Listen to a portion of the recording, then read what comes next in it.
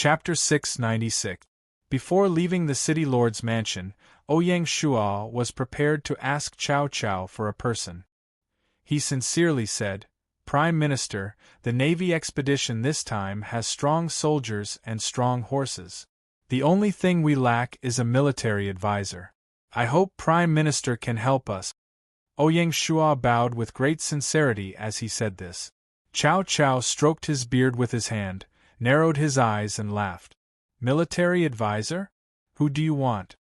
The meaning in his eyes was unfathomable. This was Cao Cao.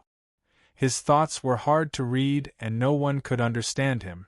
"Mr. Jia Su is a talented man. It would be best if you could condescend." Ouyang Shuo would not be polite. Before Cao Cao could say anything, Jia Su's face was already twitching. His heart was on the verge of collapsing. He never thought that Ouyang Shuo would be such a shameless person. The previous invitations were not successful, but this time, he is abusing his power for personal gain. Jia Su complained in his heart. Ouyang Shuo was unmoved. To recruit talents, one had to be thick-skinned, black-hearted, and unscrupulous. Cao Cao did not speak for a while. He stroked his beard unhurriedly. His eagle-like eyes swept back and forth between Ouyang Shuo and Jia Su, as if he wanted to see if there was anything fishy going on between the two. Jia Su smiled bitterly when he saw this. He also knew that his lord was suspicious by nature. When Ouyang Shuo took the initiative to talk to him on the ship, his lord had probably seen it. Now that it was like this, he would not be able to clear his name even if he jumped into the Yellow River. At this moment, Cheng Yu took the initiative to stand up and break the deadlock. He said with a smile, "Reporting to my lord, I think that the request of a mutant is reasonable. The ocean-going fleet is the key to the success of this battle. There must be a wise man who can observe from the side at any time to ensure safety." As he said this, Cheng Yu gave Cao Cao a look. Cao Cao saw this and immediately understood. Cheng Yu's subtext was very obvious. He wanted Cao Cao to take this opportunity to plant people in the ocean-going fleet. As for whether there were other struggles and considerations, no one knew. When there were a lot of strategists, it was inevitable that they would plot against each other. For example, between Cheng Yu and Jia Su, there was no conclusion as to who was the number one strategist by Cao Cao's side. Therefore, if there was a chance, Cheng Yu did not mind giving Jia Su a push. This wasn't despicable, it was just power play. "If it wasn't for Lord Yi calling me out, I would have gone with him," Cheng Yu joked. "That won't do." Cao Cao also smiled. No one knew what he had weighed in his mind, but he finally agreed. He nodded and said, "All right, I'll let Wen He go with you." "Thank you, Prime Minister." Ouyang Shuo was overjoyed. "Wen He, you have to assist him along the way. Don't go without clothes." Cao Cao personally instructed him, his eyes sharp. Jia Su's face darkened. He had no choice but to accept the order from Cao Cao. "Yes, sir." When the dust settled, Ouyang Shu faced Jia Su with a sincere expression and cupped his fists. "Mister, thank you for your trouble." Jia Su's expression was indifferent as he nodded stiffly. "Good. I wish you all the best." Cao Cao laughed again. When Ouyang Shuo saw this, he panicked. This ambitious and ruthless person was really special. Regardless of whether he was happy or angry, he would always smile. After seeing too much, one couldn't help but feel flustered. "Yes, sir." In the end, Ouyang Shuo and Jia Su bowed together before bidding their farewells and leaving. Only Cao Cao and Cheng Yu were left in the main hall. "Zhongde, what do you think when he said to don't go without clothes on the ship?" Cao Cao's words sounded like he was talking to himself, but it also sounded like he was asking a question. The smile on his face had long disappeared. Cheng Yu's heart skipped a beat when he heard this, but he chose to remain silent. Cao Cao wasn't going to let him go. Cheng Yu's expression stiffened. He braced himself and said, "I'm afraid it was just a casual conversation." In the end, Cheng Yu was still a righteous person. He didn't take the opportunity to add insult to injury. Perhaps. Chow Chow's tone was uncertain. He stood up and left the main hall, leaving Qing Yu alone to ponder over the matter. The huge main hall instantly fell silent. After leaving the city lord's mansion, Ouyang Shuo returned to the military camp. He met up with Bai Hua and the others and gave them some instructions. This time, south of Rosy Clouds, Qin Feng and the others probably have ulterior motives for choosing Chow Chow's side. After I leave, don't let your guard down on them. Don't let your guard down. Ouyang Shuo felt that it was unusual for them to choose Chow Chow's side at the same time. Don't worry. I guarantee that they won't be able to do anything. Feng Chihuang was still as domineering as ever. Ouyang Shuo nodded. All right then. I'll leave Jiangling to you guys. You have to be careful too, Feng Chihuang reminded.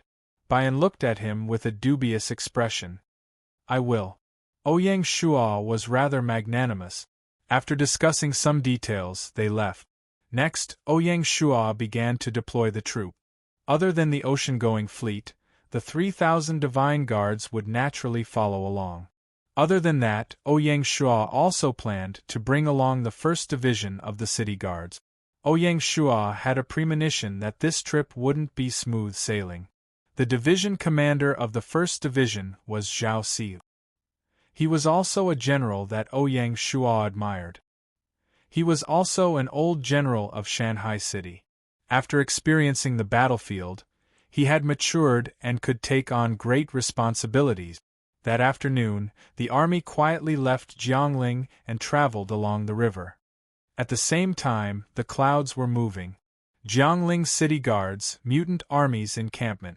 Around 3 in the afternoon, south of Rosy Clouds, Qin Feng and Ruan Ping secretly gathered together. That person has already left Jiangling. Is the news reliable? South of Rosy Clouds asked. Qin Feng nodded. Absolutely reliable. My subordinates saw it with their own eyes. Good, I think he's courting death. Ruan Ping's expression was gloomy as he gritted his teeth. Let's not talk about him. South of Rosy Clouds waved her hand and said, We have to hurry up and make arrangements in Jiangling City. Don't worry, everything is going smoothly. Ruan Ping couldn't hide his excitement. Don't be too happy too early. Bai Hua and Feng Chihuang aren't easy to deal with. What can those two bitches do? Ruan Ping's expression was unruly. South of Rosy Clouds saw that and couldn't say anything else. In any case, act according to the plan and be cautious. You're right. Qin Feng nodded. The 3 of them gathered together and talked for a whole hour before going their separate ways. Just as Ouyang Shuo had predicted, Jiangling City was destined to not be peaceful. There were undercurrents surging. Red Cliff, Water Bandits Camp.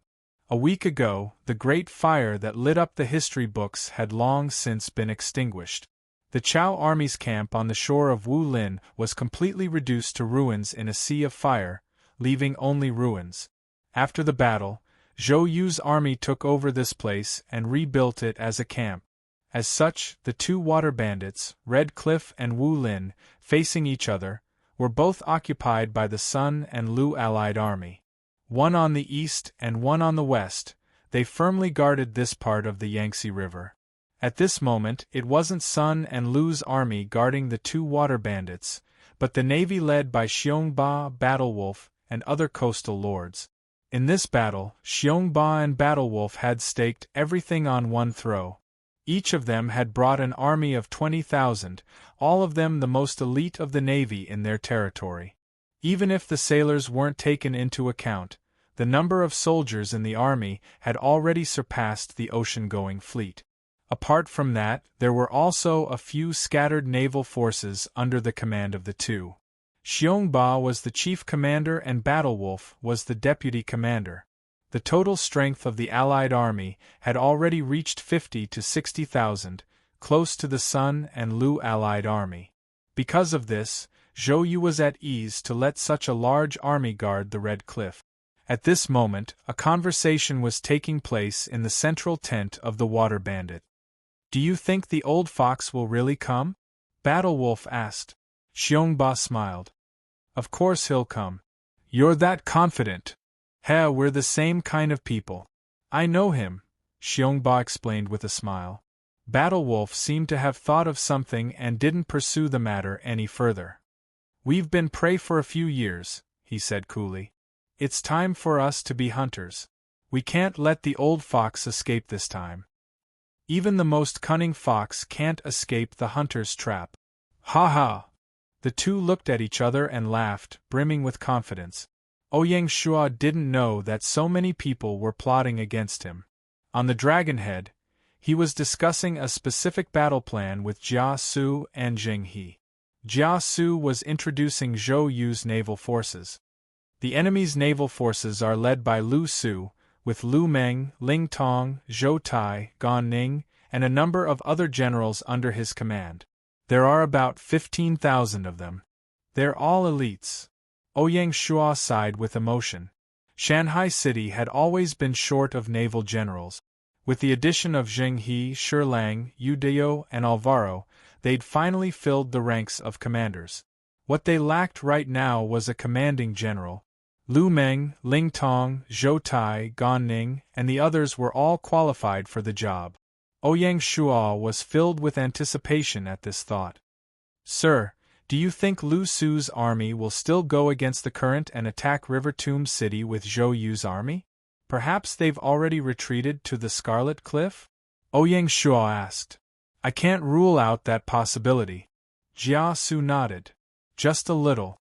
Lu Su's army set off after setting fire to the Scarlet Cliff. They're halfway there by now. Therefore, it'll take some time for them to return to the Scarlet Cliff after receiving the news. If we move quickly, we'll have a good chance of catching up to them before they reach the Scarlet Cliff. Jia Su's words weren't baseless. It was winter and the northwest wind was blowing. It was extremely advantageous for the ocean-going fleet. Jia Su's shrewdness had long since noticed that the ocean-going fleet was far faster than Lu Su's navy. Especially with the northwest wind's resistance, the fleet's speed was astonishing. Very well. Ouyang Shua immediately made the decision. Pass on my orders. The fleet is to pursue them day and night. We must defeat them before they retreat to the Scarlet Cliff. Yes, sir. Zheng He acknowledged the order. Thus, the ocean-going fleet sailed like a ghost under the cover of the night and the biting northwest wind. It was a formidable force that stretched as far as the eye could see. The golden dragon flag fluttered in the wind in the night. P.S. Sheng Xiao's official WeChat account has been opened. Search for Swordsman Xing Xiao on the account to add him. There will be constant updates of various settings, gossip, and news. Please follow me and become a fan. Chapter 697. The boundless Han River flowed day and night, flowing ceaselessly like a giant dragon crawling on the land of the south. Every time the surging river made a sharp turn, waves splashed. On both sides of the river were crisscrossed, and the weeds were withered and yellow. It was rare to see a farmer looking bleak. The Cloud Dream Swamp in the east was 1,000 miles of fertile land, lush with water and grass, but it was also dead silent in the middle of winter. In the withered yellow weeds that were half a man's height, there were wolves and eagles hovering high in the sky. In the cold winter, even the strongest jackals and wolves would be hungry. Hunger was the main theme in the last years of the Eastern Han dynasty. A harsh government was fiercer than a tiger. Even people were like this, let alone jackals and wolves. In the strong cold wind, the ocean fleet, which stretched for hundreds of meters, moved with the wind. The white sails rustled in the cold wind, pushing the giant warships forward. On the deck of the Dragonhead, Ouyang Shua frowned. 4 days. The ocean fleet had traveled day and night for 4 days and 4 nights, but there was not even a shadow on the river, except for 1 or 2 fishing boats that occasionally floated by. Lu Su's army seemed to have disappeared into thin air. It doesn't make sense. Ouyang Shua muttered to himself. With the speed of the ocean fleet, they had traveled thousands of miles in 4 days and 4 nights, almost reaching the mouth of the Yangtze River. Even so, they still couldn't catch up with Lu Su's army. Wait patiently. They can't be so fast, Jia Su comforted him. After a few days, Jia Su's impression of Ouyang Shuo had changed. This young man was not ordinary. Whether it was knowledge, broad-mindedness, or the art of command, he had his merits. Many times, Jia Su couldn't help but compare him with his master, Cao Cao. Jia Su knew that this was a dangerous way of thinking. Sir is right. This is a competition of willpower. We can't give up. Ouyang Shuo looked ahead, his eyes firm. On the 5th day of the battle, the scouts finally sent news.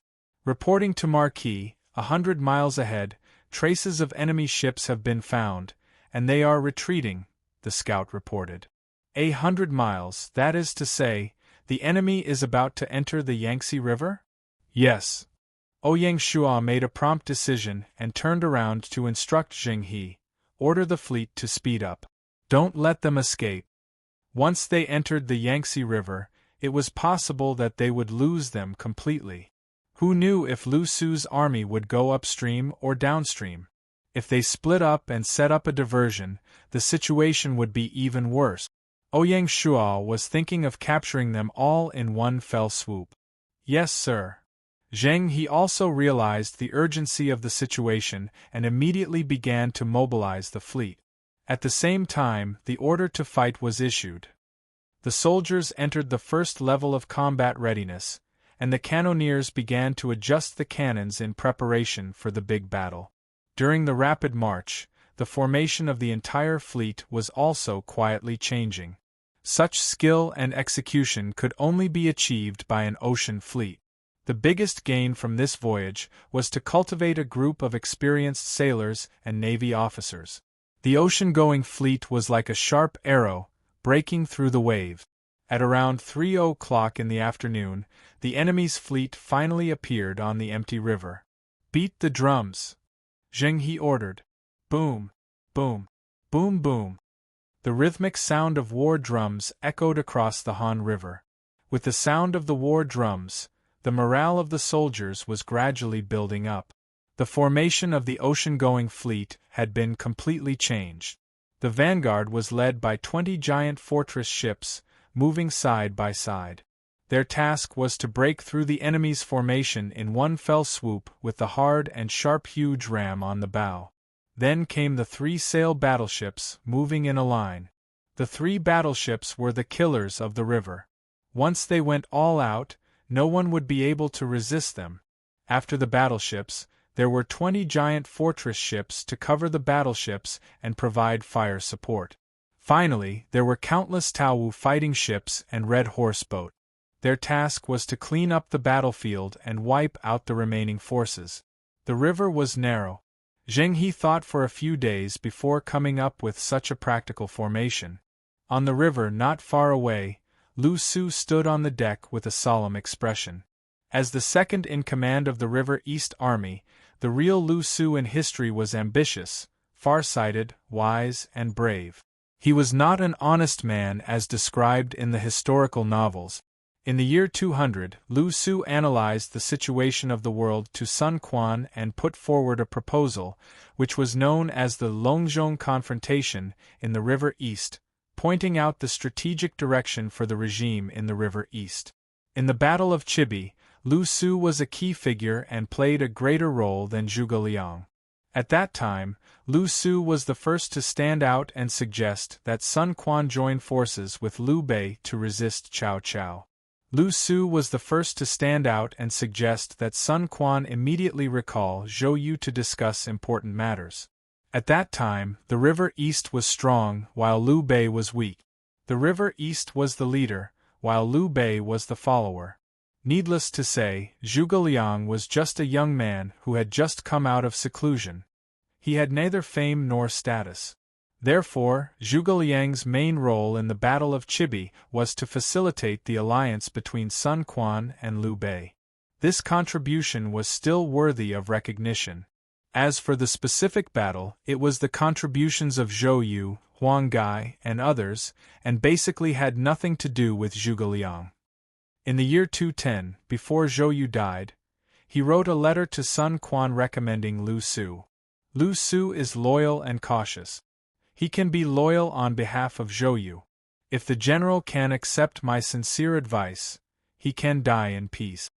Therefore, Sun Quan appointed Lu Su to lead the army on behalf of Zhou Yu. This showed that Lu Su was really a great talent and was not as unbearable as described in the historical novels. They finally caught up. As soon as he received Zhou Yu's urgent report, Lu Su ordered the fleet to turn around and hurriedly return to the Chibi, preparing to join the mutant army stationed at the Chibi to resist the enemy together. He didn't expect that he would still be a step too late in the end. "Commander, what should we do now?" Lu Meng asked. Lu Meng, who asked the question, was also a core figure in the River East group. At the end of the Battle of Chibi, Zhou Yu recommended Lu Meng to Sun Quan to lead the navy to pursue the Chao army by water. However, Lu Meng politely declined, saying that he did not dare to steal Lu Su's credit. Thus, the two of them led the army together. When it came to Lu Meng, everyone was most familiar with the story of Amon of Wu. A scholar who has been away for 3 days must be looked at in a new light. This story was related to Lu Meng. From Lu Meng's biography we can see his growth.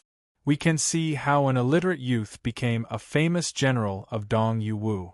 After Lu Su's death, Lu Meng took over his position. One of Lu Meng's most famous achievements was crossing the river in white, taking control of the Jing province, and indirectly killing Guan Yu. Apart from that, Lu Meng had a discerning eye for talent. Gan Ning, Lu Sun, and Zhu Ran had all been recommended by Lu Meng. Lu Sun, in particular, had become the backbone of Wu in the later years and was even more powerful than Zhou Yu. It could be said that Wu was full of talents. If one really wanted to compare, among the 3 states, only Shu Han's regime was the most lacking in talent. One had to admit that Zhuge Liang was one of them. What else can we do? Lu Su frowned. The enemy can catch up to us from so far away. We can't escape even if we want to. Moreover, the river is narrow and we have nowhere to run. We have no choice but to fight. Understood. Lu Meng nodded solemnly, his expression resolute. A moment later, Lu Su's army also began to beat drums. Unfortunately, because Lu Su's army was the one being chased, they had left their backs open to the ocean fleet. The river was narrow, so it was too late to turn around. If they turned around in a hurry, they would only throw themselves into disarray. Therefore, under the command of Lu Meng, Ling Tong, and the other generals, the army simply stopped on the river and waited for the enemy to attack. It was like waiting for the enemy to exhaust themselves. In the eyes of Ling Tong, Gan Ning, and the other generals, a naval battle could only be fought with arrows. If arrows couldn't solve the problem, then they could just get close and fight with weapons. Therefore, it didn't matter which direction the warships were facing. As the strongest navy of the 3 kingdoms, they had never been afraid of anyone. Moreover, they had the prestige of the Battle of Chibi. Even though Governor Zhou Yu had described the enemy's strength in his letter, they didn't believe it. No matter how strong they are, what can they do? Gan Ning's words represented the thoughts of all the generals. They were looking at the sky from the bottom of a well. Among the generals, only Lu Su and Lu Meng looked grim. On one hand, they trusted Governor Zhou Yu. They knew that he was always practical and wouldn't speak without thinking. If Zhou Yu said they were strong, then they were. But as for how strong the enemy was, even Zhou Yu himself would not be able to tell. Only when they encountered them head-on would they be able to feel it. Not to mention anything else, at the very least, the speed of the enemy fleet was far faster than theirs, and not just by a little bit, but more than twice as fast. Lu Su and Lu Meng couldn't relax after thinking about this. Moreover, they didn't have the upper hand in numbers. If they really fought, their chances of winning were slim. They had no other choice now that they were cornered. About 20 minutes later, the vanguard of the ocean fleet entered Lu Su's army's field of vision. Giant 5-story ships lined up on the river, which shocked the soldiers of Lu Su's army. Before they even got close, they felt a strong sense of oppression. Heavens, there's such a huge warship in the world! The soldiers gaped. Their morale was inevitably affected. Fire! Gan Ning and the other valiant generals weren't afraid. They attacked first. They were answered by the rumbling of cannons.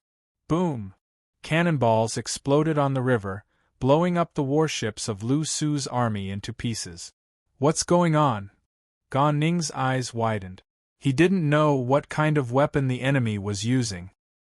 He was answered by a series of increasingly rapid cannons. This was exactly what Su Shi had said about Zhou Yu. While chatting and laughing, the sails and oars were annihilated. We're done for. Lu Su closed his eyes in pain. He couldn't bear to watch the scene unfold before him. Chapter 698.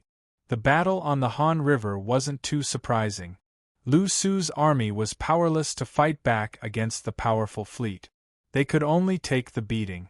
With their enormous size, sharp horns, and cannons, the 20 enormous warships tore a huge hole in Lu Su's army in less than half an hour and marched forward brazenly. Lu Su's indestructible army was like a weak girl in front of the fleet, allowing the ships and cannons to ravage it. The arrows fired during the battle were like tickles to the fortress ship.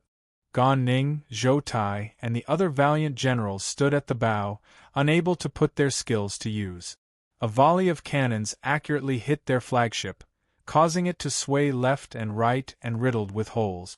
Even someone as brave as Gan Ning had to jump off the ship and dive into the water in an attempt to escape the disaster. Staying on the warship would only lead to death. Damn it!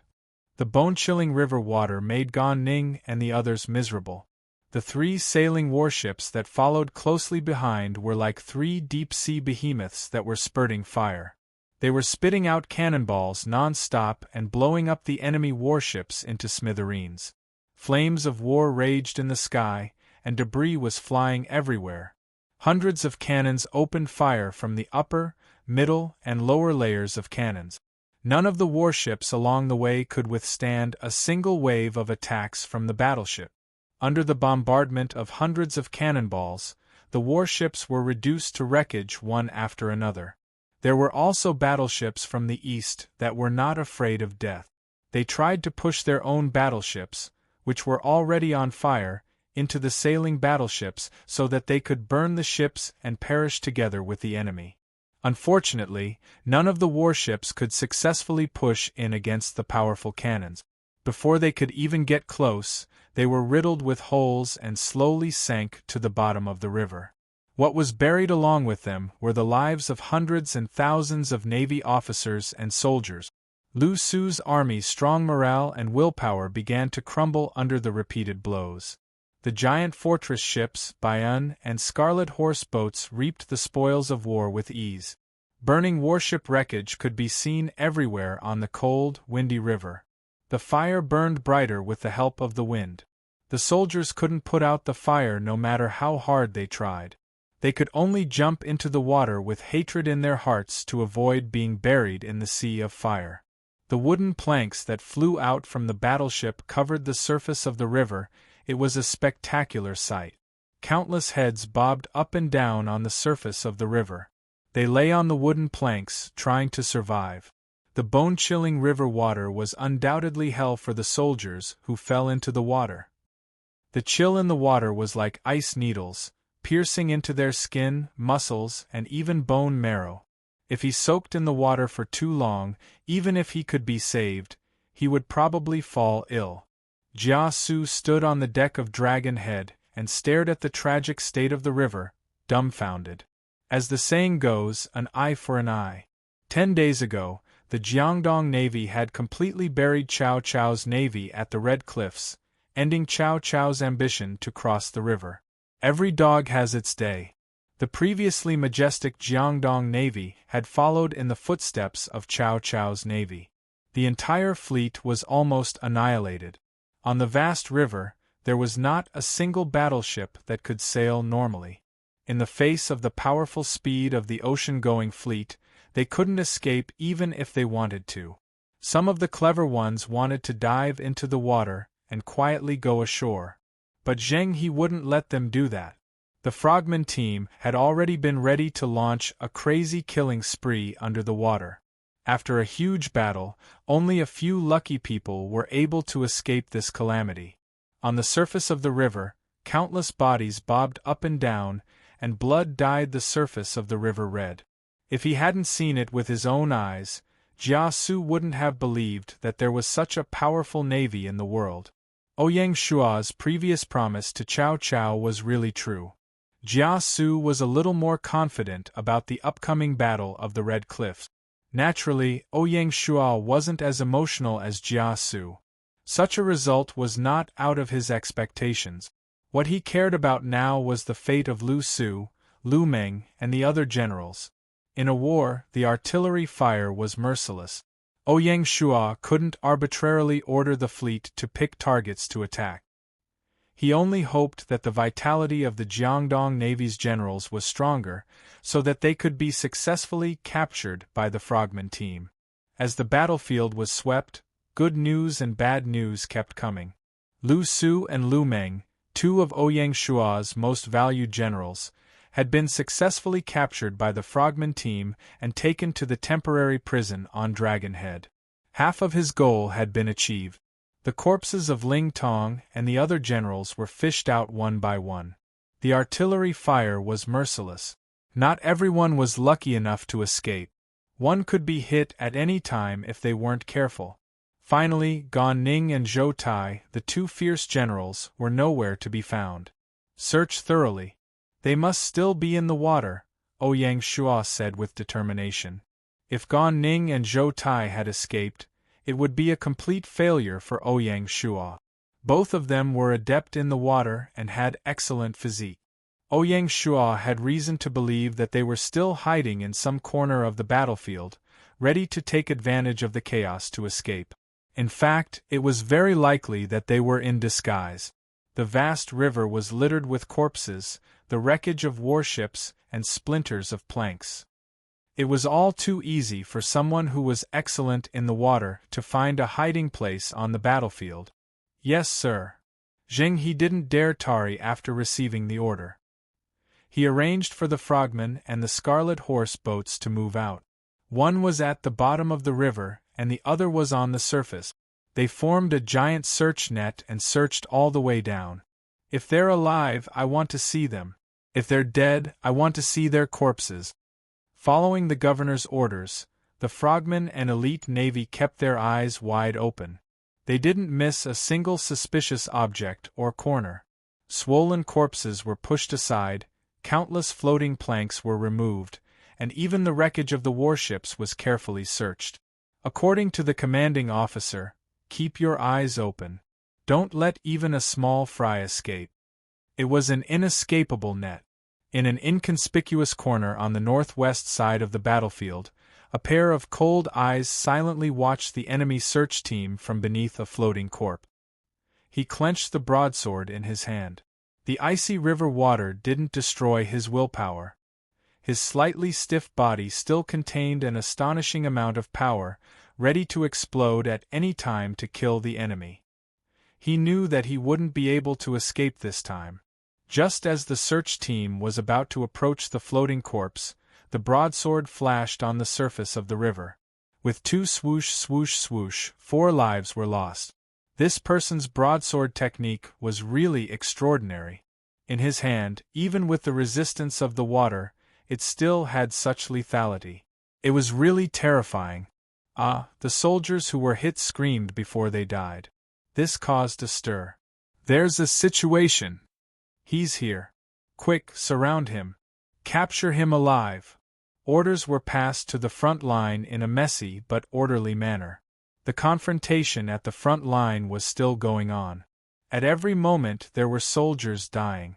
The surface of the river that had just calmed down once again set off blood-colored waves. The broadsword flashed, and life and death were in an instant. In less than 10 minutes, hundreds of fierce soldiers had already surrounded the assassin in the water. In this way, the situation was finally under control. It was only a matter of time before they took down this person. No matter how ferocious a tiger was, it was just a dying struggle when trapped by a pack of wolves. It would never be able to break out of the encirclement. If it weren't for the instructions from above, the assassin in the water would have been killed long ago. At this moment, on the other side of the battlefield, there was also a scream. Ah, it's the other one. Quick, don't let him escape. The two warriors launched a surprise attack, one from the east and the other from the west. To them, this was their final moment of glory. They were like fierce tigers defending their last shreds of dignity. Once they showed up, they were ready to sacrifice themselves. Unfortunately, even death wasn't so easy. After nearly an hour of fighting, the two warriors were finally exhausted and captured alive by the soldiers. Got him! Quick, send him to the flagship. Although more than 100 men had been sacrificed, the soldiers were still in high spirits. Their expressions were proud, as if they'd won a great battle. They looked like a hunting party on the hunt. With such a meritorious service, what awaited them was a huge reward. Moreover, they were the ones the Marquis wanted. Contributing to the Marquis was the greatest honor in the army. Ouyang Shuo rushed to the deck with Jia Su when he heard the news. Is it them? Ouyang Shuo asked Jia Su. That's right, it's Gan Ning and Zhou Tai. Although the two of them were drenched in blood and covered in wounds, Jia Su still recognized them at a glance. All right. Ouyang Shuo was overjoyed. Stay here and bandage their wounds. Get a doctor to treat them and take care of them. Don't let anything happen to them. Yes, sir. The soldiers escorted the two of them and retreated as instructed. The battle on the river had come to an end with the fleet's complete victory. Lu Su, Lu Meng, Gan Ning, and Zhou Tai had been captured in one fell swoop. It wasn't impossible for Nari to fall under Ouyang Shuo's rule in the future. The fleet set sail once more after the battle. Their next destination was the Red Cliff. There, a group of people with ulterior motives were patiently waiting for the fleet's arrival. The road ahead was still full of thorns. Ouyang Shuo's contribution points had increased by more than 100,000 points after the battle. He firmly occupied the top spot on the leaderboard. The change in the leaderboard naturally attracted the attention of those with ulterior motive. The hearts of Bai Hua and the others finally calmed down. The leaderboard hadn't changed in the past 2 days. They'd been worried that something had happened to the fleet. Cao Cao was excited when he received the news. Qin Feng, south of Rosy Clouds, and the others looked at the person at the top of the leaderboard with solemn expressions. Something flashed in their eyes. No one knew what they were thinking. An invisible pressure bore down on them. The lords of Sun Lu's faction were the most shocked. Xiongba, Battlewolf, and the others looked at the leaderboard and sighed inwardly. They've caught up in the end. P.S. Sheng Xiao's official WeChat account has been opened. Search for Xing Xiao the Swordsman to add him. There will be updates on settings, gossip, and news. Please follow me. Chapter 699. Yunmeng Swamp, Zhou Yu's camp.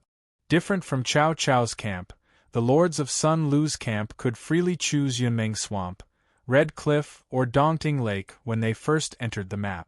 Choosing Yunmeng Swamp was equivalent to joining Zhou Yu's camp and becoming Zhou Yu's subordinate. Zhou Yu, a top talent, and Qing Pu and other generals could be subdued. Di Chen was the leader of this mutant army, with about 220,000 soldiers. In addition, famous lords such as Military Kill Ripper and Wandering Spirit were also in this camp. Those who chose Red Cliff were mostly coastal lords, and their armies were mainly navy. This mutant army was led by Xiongba and Wolf Warrior, with about 50,000 soldiers. As for those who chose Dongting Lake, there were two options. One was to follow Huang Gai to enter Yuan River, and the other was to follow Liu Bei to attack Changsha's capital, Linxiang. In Liu Bei's camp, Guan Yu, Zhang Fei, Zhao Yun, and Zhuge Liang were all there. The lords of Dongting Lake basically went to Liu Bei's camp, with the purpose of subduing the two super-popular players, Zhao Yun and Zhuge Liang. This mutant army was led by Lord Chunshin, and Huang Gai's army had about 80,000 soldiers. Ouyang Shua didn't know the distribution of Sun Lu's mutant army. Otherwise, he wouldn't be afraid of Zhou Yu's army in Yunmeng Swamp. The 220,000 mutant army was not enough to pose a big threat to River Tomb City. In the central camp, Di Chen, as the representative of the mutants, came to see Zhou Yu and reported the changes in the contribution list. At the same time, he explained his speculation that Lu Su's army had probably been killed. Zhou Yu was silent, and his face was full of grief. "Are you confident about the arrangement at Red Cliff?" Zhou Yu suddenly asked. Lu Su's army was easily destroyed, which made Zhou Yu waver on the previous plan proposed by Xiongba and others. Di Chen braced himself and replied, "Not a big problem." Di Chen also felt that the previous ambush plan was a little too confident. But at this point, the arrow was already on the bow, and it had to be fired. Seeing this, Zhou Yu didn't say anything. "What about River Tomb City?" Zhou Yu continued to ask, without any head or tail. Di Chen understood what Zhou Yu was referring to. This time, he was full of confidence. "Absolutely no problem." "All right." Zhou Yu shouted out loudly, his demeanor bursting with heroism. "The army will continue to advance, directly to River Tomb and take revenge for Zi Jing, Zi Ming, and the others." "Yes." Di Chen clasped his fists. "You're dismissed." Zhou Yu waved his hand, unable to conceal his exhaustion. It could be seen that the annihilation of Lu Su's army was a huge blow to Zhou Yu. Lu Su, his colleague, and his trusted generals, Lu Meng, Gan Ning, and Zhou Tai, were in the army. Zhou Yu felt as if a knife was twisting in his heart when he thought that these generals might have met with misfortune. "Yu is useless." A soft moan could be heard in the empty tent. The cold wind whistled outside the tent, making it seem even more desolate. Outside Linxiang City, Liu Bei's military camp. When Zhou Yu received the news, so did Liu Bei. The one who reported was Lord Chunshan. Liu Bei's first reaction was to summon his military advisor, Zhuge Liang.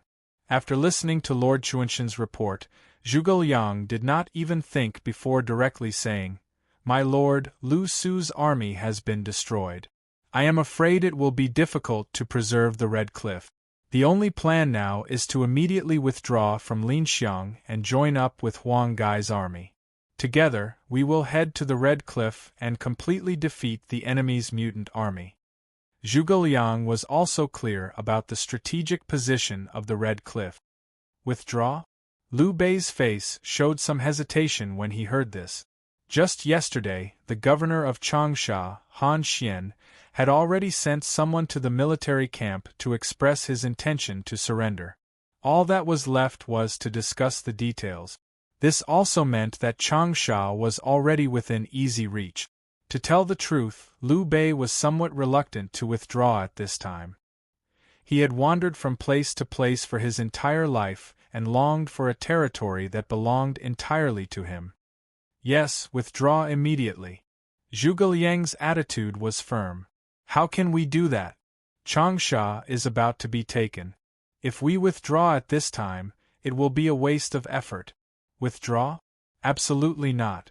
The one who spoke was Zhang Fei, his pair of ox eyes wide. Guan Yu echoed, "Yes, military advisor. Zhou Yu has taken care of the Red Cliff. There should be no major problem.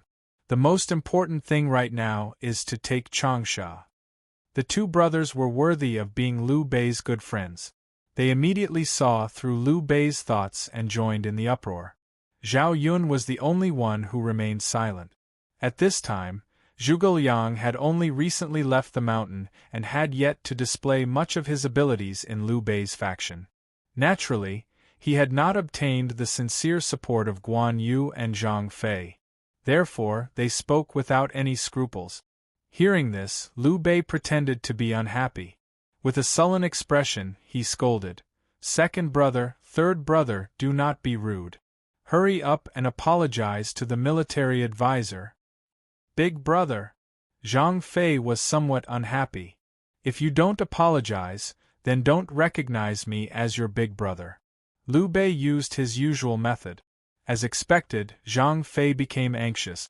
Like a child abandoned by his father, he bowed to Zhuge Liang and stammered, "Ida was reckless. I hope that the military advisor can forgive him." Hearing this, Zhuge Liang laughed in an unconcerned manner and said, "Ida is honest and upright. What wrong did he do? Ha!" With that, the awkward atmosphere in the tent was somewhat dispelled. Military advisor, can we be more careful with the withdrawal of the army? Should we wait a few more days? Once we occupy Changsha, we will immediately send out the army. What do you think? After going around in circles, Liu Bei returned to his original argument. Among the three kingdoms, no one was more thick-skinned than Liu Xuanda. Seeing this, Zhuge Liang sighed in his heart. He knew that it would not be good to go against his lord's wishes. He said, "That is the only way. I will immediately arrange a meeting with Han Xian and strive to finalize this matter as soon as possible." "Good. Thank you for your trouble, military advisor." Liu Bei was overjoyed. Lord Chunshan had not said a word from beginning to end. Liu Bei wanted to drag things out. Naturally, he was more than happy to do so. He could also use this opportunity to teach Xiongba and Wolf Warrior a lesson. With that, the matter was settled. Outside Linyuan City, in Huang Gai's military camp. Unlike Liu Bei's hesitation, when Huang Gai received the news, he did not hesitate and immediately ordered the withdrawal of the army. He was prepared to give up on Wuling County, which was at his fingertips. The Lord Player who reported the news advised, "General, our army has less than 30,000 men. If we rashly head to the Red Cliffs, it is very likely that we will encounter the enemy fleet on the way. When that time comes, I am afraid that we will not be able to provide reinforcements and will instead meet with misfortune. General, please reconsider." Hearing this, Huang Gai frowned. In the recently concluded Battle of Red Cliffs, Huang Gai was the main hero.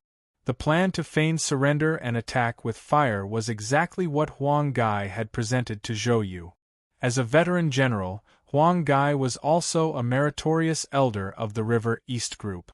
Having served 3 generations of Sun Jian, Sun Su and Sun Quan, he was indeed a man who grew stronger with age. As early as when Sun Jian, as a feudal lord, was crusading against Dong Zhuo, Huang Gai had been by his side. Therefore, Huang Gai's loyalty to the River East Group was unquestionable. However, Huang Gai was not an impulsive person. Although he was worried about the Red Cliffs, he could still listen to other people's opinions. "What do you think we should do?" Huang Gai asked. "My opinion is to join forces with Liu Bei's army and rush to the Red Cliff. This way, we won't have to worry about being defeated by the enemy one by one.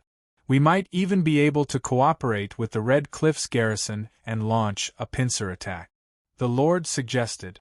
Those who could participate in the battle were all outstanding figures among the lords of the China region. Naturally, none of them were incompetent. "You are right." Huang Gai nodded in agreement. "But will we make it in time?" Huang Gai was experienced.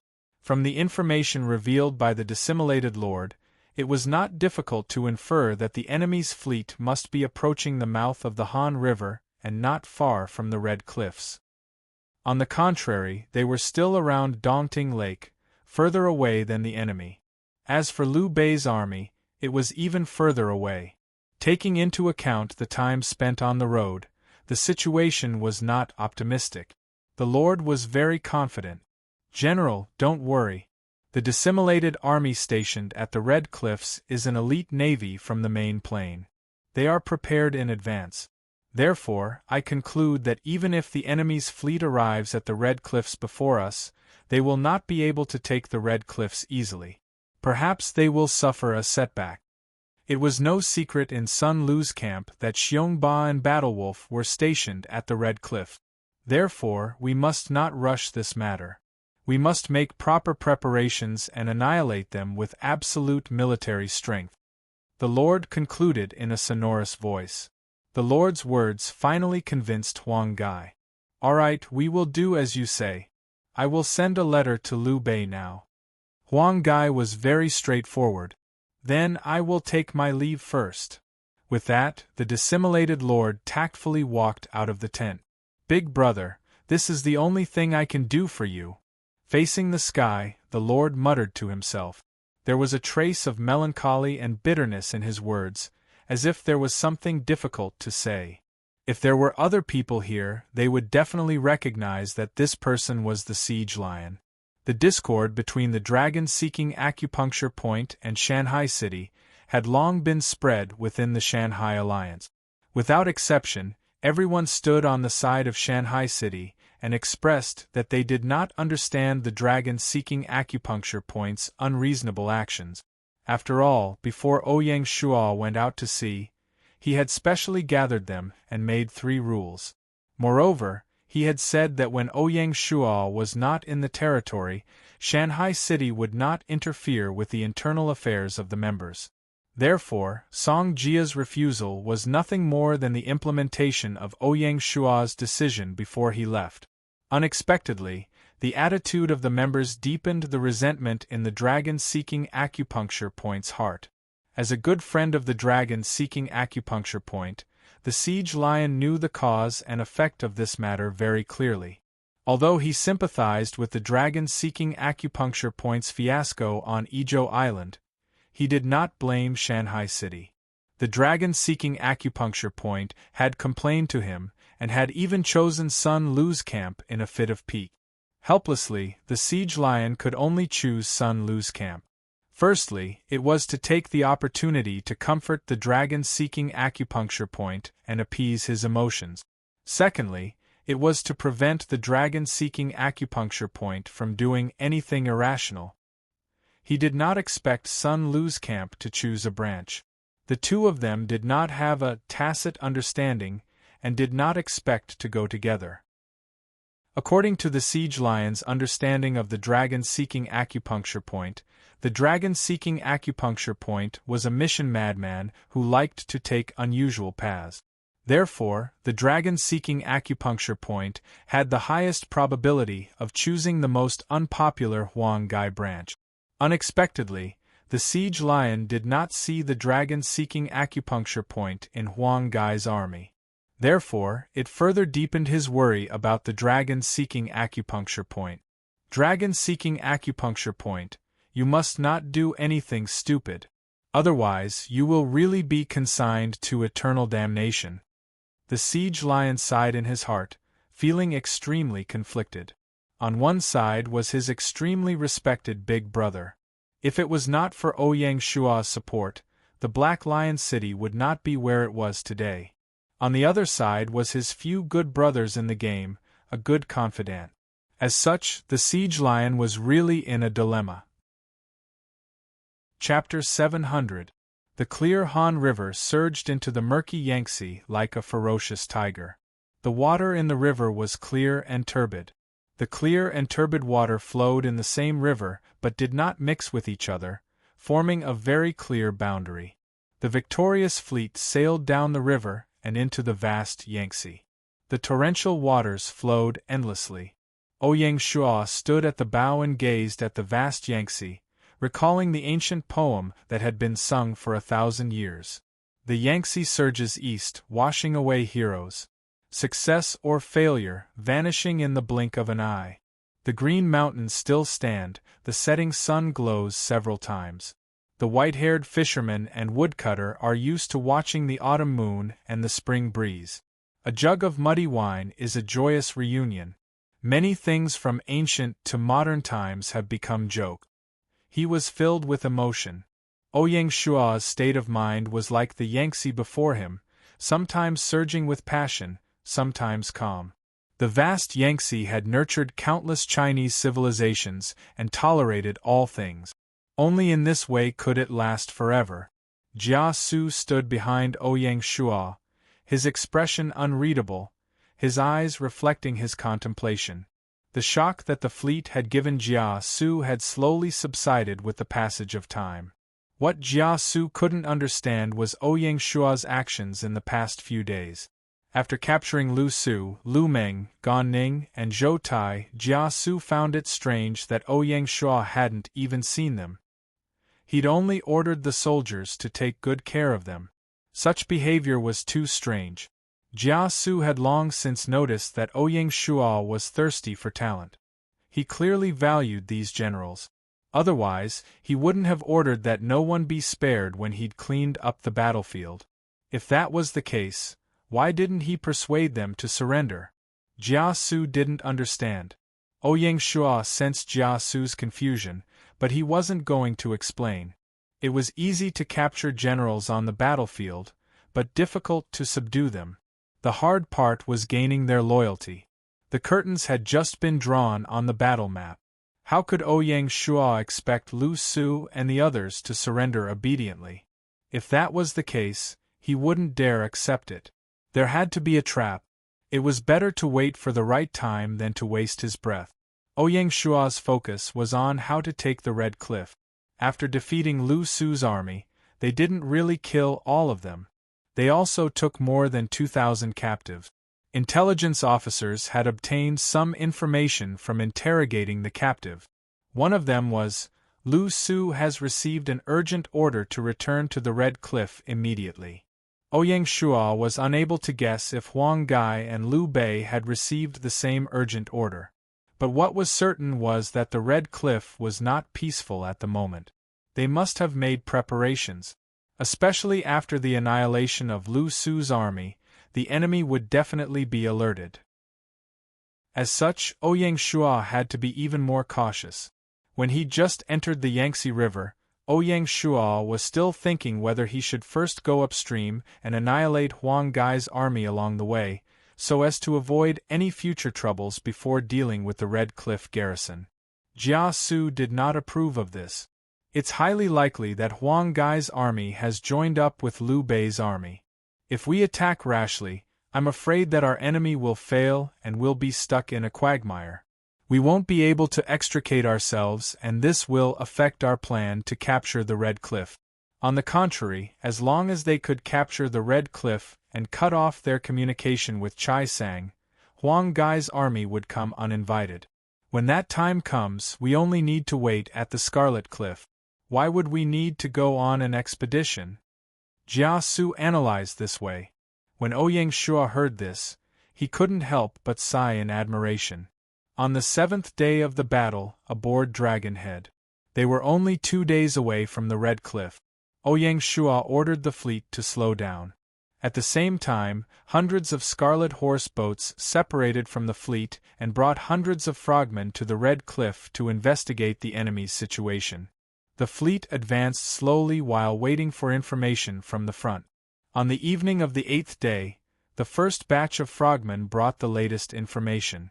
According to the frogmen, the enemy had built a large water stronghold at the Red Cliff and the Wuling Forest. There were no less than 100 warships in the water stronghold, and the security was tight. Outside the water stronghold, it was deliberately disguised. Especially the water stronghold on the Wuling Forest. The water walls surrounding it were made of burnt wood. From outside the water stronghold, it was impossible to see the situation inside the water stronghold. Naturally, it was impossible to discover the ill-intentioned warship. Some of the taller warships were even deliberately disguised. If the army passed through the river between the water strongholds without any precautions, it would be hard to imagine that there would be a large number of naval troops lying in ambush on both sides. If they were even slightly careless, they could fall into an ambush. The enemy's objective was self-evident. In addition, the frogmen brought another important piece of information. According to the special frogmen who sneaked into the water stronghold and boarded the warships under the cover of night, the enemy's warships were mainly fortress ships and warships. What was more frightening was that the fortress ships and warships were all equipped with cannons. Preliminary estimates suggested that there were no less than 300 cannons. Ouyang Shua's eyes flashed when he heard this. Without a doubt, Xiongba and the others must have mastered the technology to manufacture cannons. Otherwise, it would be impossible to equip such a large number of cannons. Their secrecy is really well done. Ouyang Shua sighed. In the war room. Do you have a good plan? Ouyang Shua asked Jia Su. Even Zheng He turned his head and looked at Jia Su with anticipation in his eyes. After a few days of getting along, Zheng He admired Jia Su's intelligence very much. Jia Su did not decline modestly. Wasn't this the duty of a strategist? He pondered for a while and asked, Commander-in-Chief, if we attack by force, no matter what kind of ambush the enemy has, what are the chances of winning if we directly attack the enemy on both sides of the river? Hearing this, Zheng He's expression turned solemn. He got up and walked to the sand table in the center of the war room. On the sand table that was 5 meters long and 3 meters wide, according to the information obtained by the frogman, the enemy's deployment during the Battle of Red Cliffs had been perfectly reconstructed on the sand table through countless warship models. Zheng He placed the warship models that represented the ocean-going fleet on the river between the two water fortresses. As he placed them, he pondered. The warship models were placed very slowly. Obviously, Zheng He was simulating the battle scene in his mind to formulate the fleet's formation and firepower deployment. After a full half an hour, the models of the ocean-going fleet were finally placed. Hundreds of warships were placed on the narrow river, filling up the space. Even Ouyang Shua could not see through the mystery of this formation. After the placement, Zheng He did not stop. Instead, he began to adjust the warships in the water fortresses on both sides. One by one, Zheng He moved the warships out of the simulated water fortresses and began to attack the ocean-going fleet from both sides. Looking at Zheng He's stern expression, Ouyang Shua felt that the sand table was currently filled with the flames of war. The cannons were roaring in unison, and a tragic battle was unfolding. Ouyang Shua and Jia Su both held their breaths, not daring to disturb Zheng He at this moment. Following the simulation, one warship after another was sprinkled with fierce kerosene by Zheng He and ignited with candles, signifying the fall of the warship. The small flames contained an indescribable killing intent. The further they went, the more warships were on fire. At the same time, Zheng He was constantly adjusting the formation of both sides. Simulating both sides' battle tactics in one go was a huge test of his brain power and strategic command. Ouyang Shua could clearly see that Zheng He's forehead was already dripping with sweat. Zheng He himself did not seem to notice and was still simulating the battlefield. The further they went, the more warships were on fire. Even the ocean-going fleet was not spared. Warships after warships were set on fire. After a full hour and a half, the simulation of the entire battle was finally completed. The huge sand table suddenly became empty. The warship models that had been set on fire had long been burned to ashes. Only a few warships floated alone on the river, some of them were still emitting black smoke. Ouyang Shua and Jia Su looked at each other with solemn expressions. The situation could not be more obvious. If they attacked, even if the ocean-going fleet could win, it would be a Pyrrhic victory. Ouyang Shua could not bear such an outcome. The ocean-going fleet's goal was not only to defeat the Red Cliff garrison but also to firmly occupy the strategic location of the Red Cliff. If it was a Pyrrhic victory, how could a crippled ocean-going fleet withstand the attack of Huang Gai and Liu Bei's allied forces? In that case, it would undoubtedly be a failure. Therefore, the ocean-going fleet had to cleanly and beautifully eliminate the Red Cliff garrison. At this moment, Zheng He had already come to his senses. He bowed to Ouyang Shua and said, "My lord, Mr., as you can see, after the simulation, our army only has a 60% chance of winning. Even so, we have not taken into account the situation where Huang Gai's and Liu Bei's armies arrive in time to reinforce the battlefield. In the midst of a fierce battle, the consequences would be unthinkable if an army were to arrive as reinforcements." Zheng He's expression was solemn. Ouyang Shua was speechless for a long time. The Red Cliff was originally a strategic location, but now it was in the enemy's hands. In a situation where the difference in military strength and equipment was not big and they did not have the geographical advantage, it would be extremely difficult to cleanly eliminate the enemy. Right now, they could only come up with a strange plan. Ouyang Shua raised his head and looked at Jia Su, his eyes filled with anticipation. Jia Su stared at the sand table, his brows tightly knitted. Clearly, he had not thought of a plan to defeat the enemy. My lord, can we use the frogman tactic we used before? Zheng He interrupted. You mean, arrange for the frogmen to sink the ships? That's right. Zheng He nodded. Quietly sink their warships. Let's see how they can still show off. The frogman tactic's first application had destroyed the Spanish invincible fleet and brought Ouyang Shua a huge amount of wealth. The shocking scene at that time had a huge impact on Zheng He. It was still fresh in his memory. Ouyang Shua thought for a moment, then shook his head and refused. No, we are on the river, not in the sea. The river is narrow, so our fleet cannot reach the Red Cliff and wait for an opportunity to move. Moreover, their warships are currently docked in the water stronghold. Once the enemy's warships are penetrated, they can abandon their ships and directly go ashore. In this way, only their warships will be destroyed, but the enemy's army will remain unharmed. That way, even if we occupy the Red Cliff, we will still have to face the constant harassment of the enemy's army. Ouyang Shua's analysis was very accurate. There was one more point that Ouyang Shua did not mention. If he did not completely eliminate the Red Cliff garrison, it would be disadvantageous to his next plan. Therefore, this can only be used as a last resort. There is no other choice. Ouyang Shua made the final decision. If possible, we still have to think of a more effective plan. Chapter 701. What about fire? How about fire? Zheng He continued to suggest. Zheng He had been thinking of a way to defeat the enemy when he was deducing the battle situation. Seeing that Jun Shang had rejected the frogman tactic, Zheng He was unwilling to give up and proposed another plan.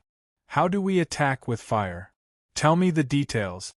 Ouyang Shua didn't want to discourage Zheng He's enthusiasm.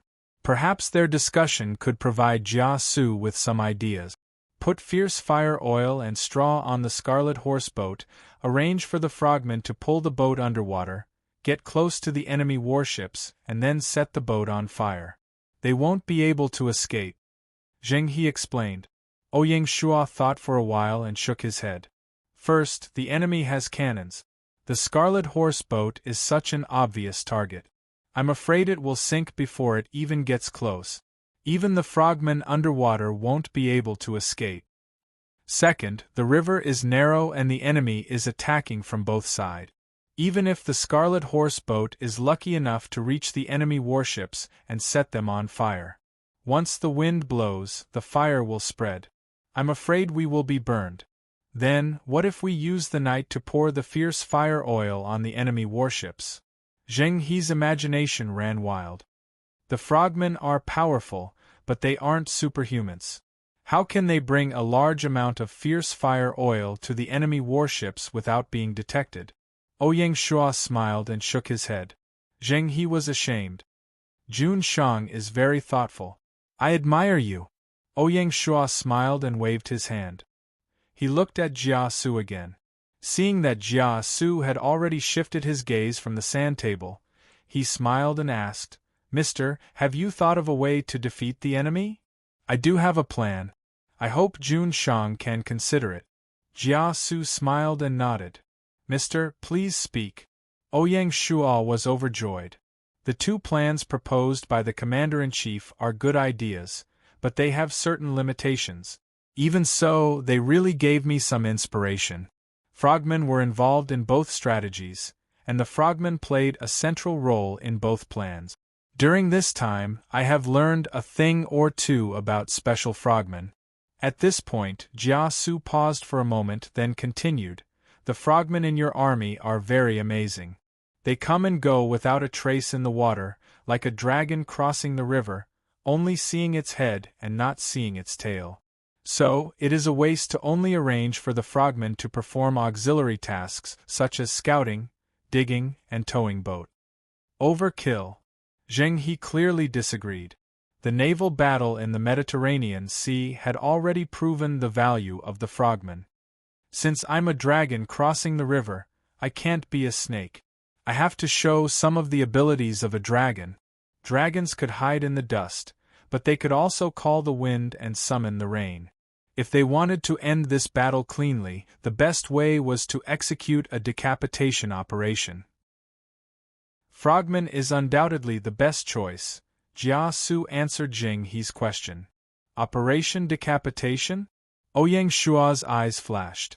In reality, the Frogman Brigade's duties were not only reconnaissance behind enemy lines, but also decapitation.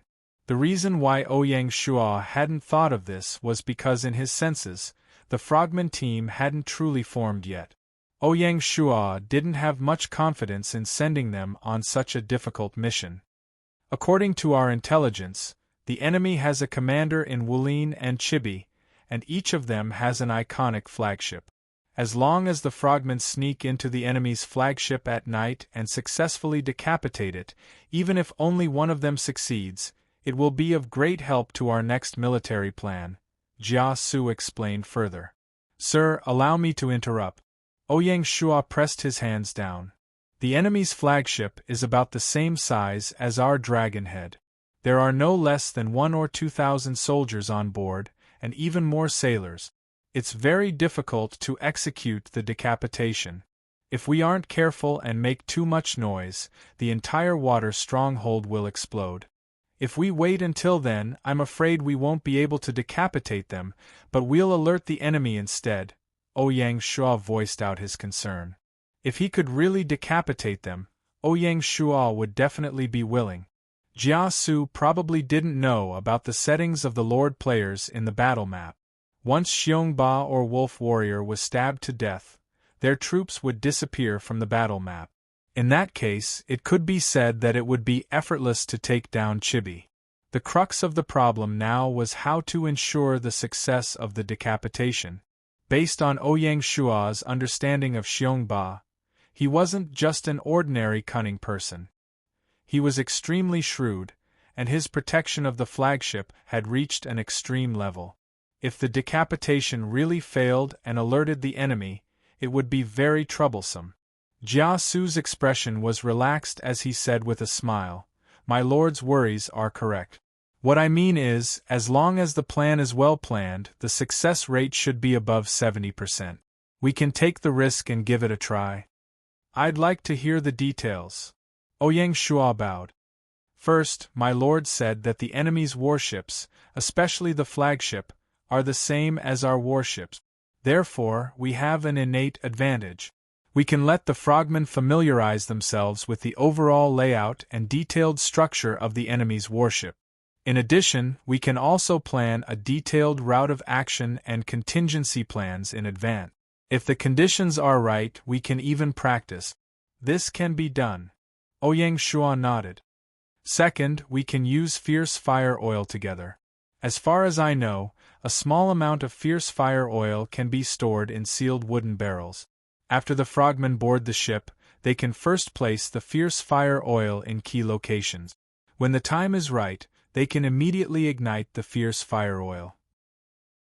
Once the fire is ignited, it can effectively block the soldiers on the flagship, and it can also hinder the rescue of other warships." Jia Su continued. Ouyang Shua frowned when he heard this. "If that's the case, won't the frogmen on the ship be in danger? For the success of the plan, some sacrifices are necessary," Jia Su said lightly. When Ouyang Shua heard this, he felt a chill in his heart. As expected of a poison warrior. If they really wanted to carry out the decapitation plan, they would need no less than 3,000 frogmen. In the end, only a few would be able to escape. On the side, Zheng He also wanted to say something but stopped. "Sir is right. I agree with this plan." Ouyang Shua ignored Zheng He's expression and decisively said, "At the same time, To ensure the success of the decapitation, I will arrange for 500 divine guards to cooperate with the frogmen. The task of the divine guards is to kill the enemy's commander. My lord is wise. Jia Su's eyes also flashed with a trace of light. Jia Su already knew what kind of existence the divine guards were. They were personal guards that were even stronger than the imperial guard. With the participation of the divine guards, the success rate of the entire plan would increase by at least 30%. 1/6 of the 3,000 divine guards would be sacrificed in one go. Jia Su had a new understanding of Ouyang Shua's ruthlessness. As a superior person, he should have a heart of stone and not be soft-hearted. On this point, whether it was his master Cao Cao or Liu Bei who had yet to rise up, they were actually the same people. Jia Su's impression of Ouyang Shua was getting better and better. Even the way he addressed Ouyang Shua had quietly changed to "my lord." Although such a form of address was only out of formality at the moment. In the long run, Jia Su was afraid that he would be completely subdued by this young man in front of him and willingly serve him. How extraordinary! Jia Su sighed in his heart. Among everyone present, only Zheng He had a somewhat dejected expression on his face. Even now, this scholarly general still hadn't completely adapted to this so-called decisiveness in killing. My lord. Zheng He wanted to say something but stopped. What do you want to say? Say it. Ouyang Shua's expression was uncertain and his tone was indifferent. If Zheng He still said something disheartening like sacrificing too much, Ouyang Shua was afraid that he would have to reconsider whether Zheng He was truly qualified to be the commander-in-chief of the Nanyang Navy. With the establishment of the 5 major fleets, the commander-in-chief of the Nanyang Navy had a status even higher than that of Bai Qi and the other commanders of the armies.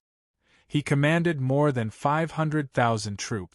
Needless to say, the existence of the Nanyang Navy was directly related to the territory's maritime hegemony. Therefore, the commander of such a valiant navy couldn't have the slightest bit of soft-heartedness. During the voyage, Ouyang Shua had already consciously changed Zheng He's inherent concept, making him accept the cruelty and ruthlessness of war and abandon the halo of a messenger of peace in history. Now it was time to test the result. It couldn't be denied that Zheng He's tactical attainments were excellent, and his experience at sea was also unparalleled. However, if Zheng He didn't have the heart to kill as a general, then he would be thoroughly unqualified. In his heart, Ouyang Shua secretly decided the fate of Zheng He and the fleet. The matter was monstrous. However, on the surface, no one could see the strangeness in Ouyang Shua's heart. The expression on Zheng He's face was also changing and uncertain. From Zheng He's expression, it wasn't difficult to guess that an intense battle was going on in the heart of this commander-in-chief of the Navy.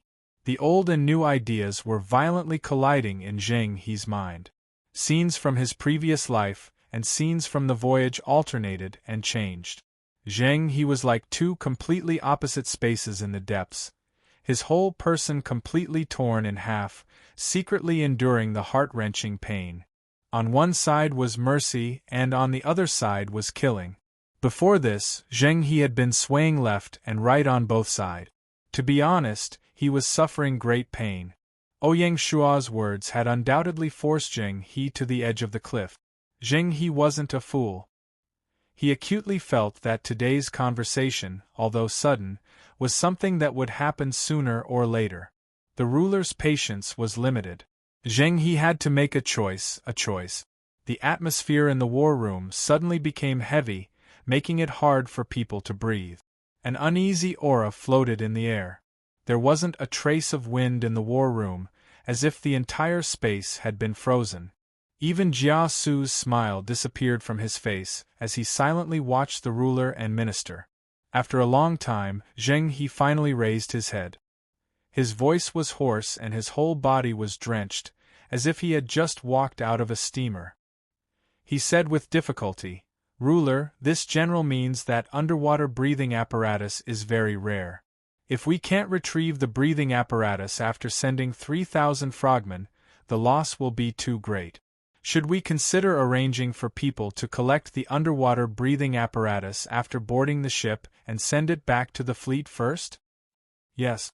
Ouyang Shuo looked at Jing He seriously, a trace of admiration flashing in his eyes. The air in the war room flowed again. Phew! Someone secretly heaved a sigh of relief. Chapter 702. Ouyang Shuo left Jia Su and Jing He to draw up a detailed battle plan. He then left the room and went to the top deck of the Dragonhead. The soldiers of the Divine Martial Guard were training on the deck regardless of the weather. The slightly wobbling deck was like flat ground in front of the Divine Martial Guard's powerful martial power. Because the Dragonhead could only carry a limited number of people, only 1,000 of the 3,000 were actually stationed on the ship. The remaining 2,000 Divine Martial Guards were assigned to the 4 frigates surrounding the Dragonhead. Ruler. Seeing Ouyang Shuo, the commander of the Divine Martial Guard, Wang Feng quickly walked over. Ouyang Shuo nodded and went straight to the point. There is a secret mission that requires the Divine Martial Guard. Take 500 capable men to participate in this mission. Don't worry, ruler. I will make a list in a bit. Wang Feng didn't hesitate. The Divine Martial Guard was born to kill enemies. None of them were cowards. If this opportunity was given to other troops, they would refuse it. But for the Divine Martial Guard, they would definitely fight for it. This mission is extremely dangerous and has a slim chance of survival. You have to make it clear to the men that the only son in the family or those with a wife and children cannot participate, Ouyang Shuo instructed. Although Ouyang Shuo was cold, it was because he had no choice. He wasn't truly cold-blooded. The 3,000 Divine Martial Guards were like his children. He wouldn't sacrifice them unless he had no other choice. Is that so? I understand. Wang Feng's face turned solemn. The sharp Wang Feng immediately sensed that this mission wasn't normal. In the past, ruler wouldn't be so hesitant. Most of the time, ruler would just arrange for his personal guards to pass on a verbal order. This time, ruler not only came personally but also gave detailed instructions. This was truly rare. Ouyang Shuo sighed and continued, "One more thing, the targets are all skilled in martial arts. Pick 2 more strong men to lead the team. We can't let down the prestige of the Divine Martial Guard." Zhan Lang and Xiong Ba's secondary professions were generals with extraordinary combat power. Other than the threat they posed, they would also have personal guards around them. Both of them were overlords of their own regions and occupied a province. Even if their personal guards couldn't compare to the Divine Martial Guards, they were comparable to the Imperial Guards. Thus, in order to kill the 2 of them, they needed a valiant general to lead the team. It was a good thing that every member of the Divine Martial Guard was the cream of the crop. Each of them had their own unique skills. There were godly archers, spear kings, and even heroes. Warriors with outstanding martial arts were not rare in the Divine Martial Guard. How strong? Wang Feng couldn't tell. There was no first place in literature and no second place in martial arts. Jun Shang only said to be strong, but in the Divine Martial Guards where the strong gathered, it was really hard to judge. The strongest. When Wang Feng heard this, his eyes flashed and he suddenly knelt on one knee. "My lord, this general requests to fight." "No." Ouyang Shuo refused without hesitation. "You are the commander of the Divine Martial Guard. How can you take the risk?" Wang Feng, on the other hand, was stubborn. He sternly said, "My lord, it's because I'm the commander of the Divine Martial Guard that I have to do this. I really don't feel at ease arranging for someone else.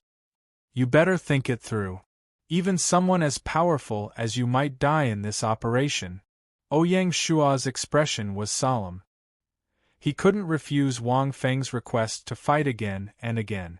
Otherwise, it would be a blow to Wang Feng's prestige in the army. This general has thought it through very clearly. Wang Feng's eyes flashed with determination. Ouyang Shuo looked at Wang Feng with a complicated expression. Since that's the case, then go. Ouyang Shuo's vast eyes contained another meaning that only Wang Feng could understand. In truth, when Ouyang Shuo returned from his voyage, his wife, Song Jia, had told him that Qing might have taken a liking to Wang Feng and that there was some interest between the two. One was the commander of the Divine Martial Guard, while the other was a princess. They were a good match. Thus, Ouyang Shuo didn't object. He even had Song Jia tell Qing that if she really liked Wang Feng, he could have Song Jia act as a bridge to make this matter happen. Qing was lonely, so finding a husband like Wang Feng was a good choice. Of course, Ouyang Shuo also had some thoughts in this. If Wang Feng married Qing then Wang Feng's relationship with the Southern Border Protectorate would naturally improve. With this relationship, Wang Feng's loyalty would be even more trustworthy.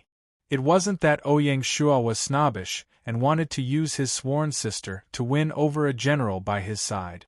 Ouyang Shuo was just going with the flow. If Qing didn't have such an interest, he wouldn't have forced her. Ing Yu, for example, had countless pursuers. There were even people who directly asked Ouyang Shuo or Song Jia, but all of them were rejected. Ouyang Shuo's meaning was very clear. He wouldn't arrange the marriage of his two sworn sisters. Whoever they married was completely up to them. Ing Yu was currently wholeheartedly focused on official duties. Ouyang Shuo had once talked to his sister and found that she had no intention of marrying. After all, in the environment of ancient times, once Ing Yu married, it would be very difficult for her to continue working in the Southern Border Protectorate. Even if Ouyang Shuo was willing, there would be many people who opposed it. Moreover, the Chui clan probably wouldn't be willing either. Ouyang Shuo had long seen that this sworn sister of his was a strong-willed person. In the real world, she would be a typical strong woman who wasn't willing to be tied down by marriage. Since Ing Yu had clearly stated her intentions, Ouyang Shuo naturally wouldn't force her. After all, a game was just a game. Even if Ing Yu didn't marry, it wouldn't matter. It wouldn't be too late to discuss personal matters when they reached Hope Planet and Ing Yu materialized in reality. Ing Yu was both surprised and happy at Ouyang Shuo's support. Song Jia was a little jealous at how much Ouyang Shuo doted on his two sworn sisters. Now that Wang Feng had volunteered to carry out such a dangerous mission, Ouyang Shuo's conflicted feelings could be understood.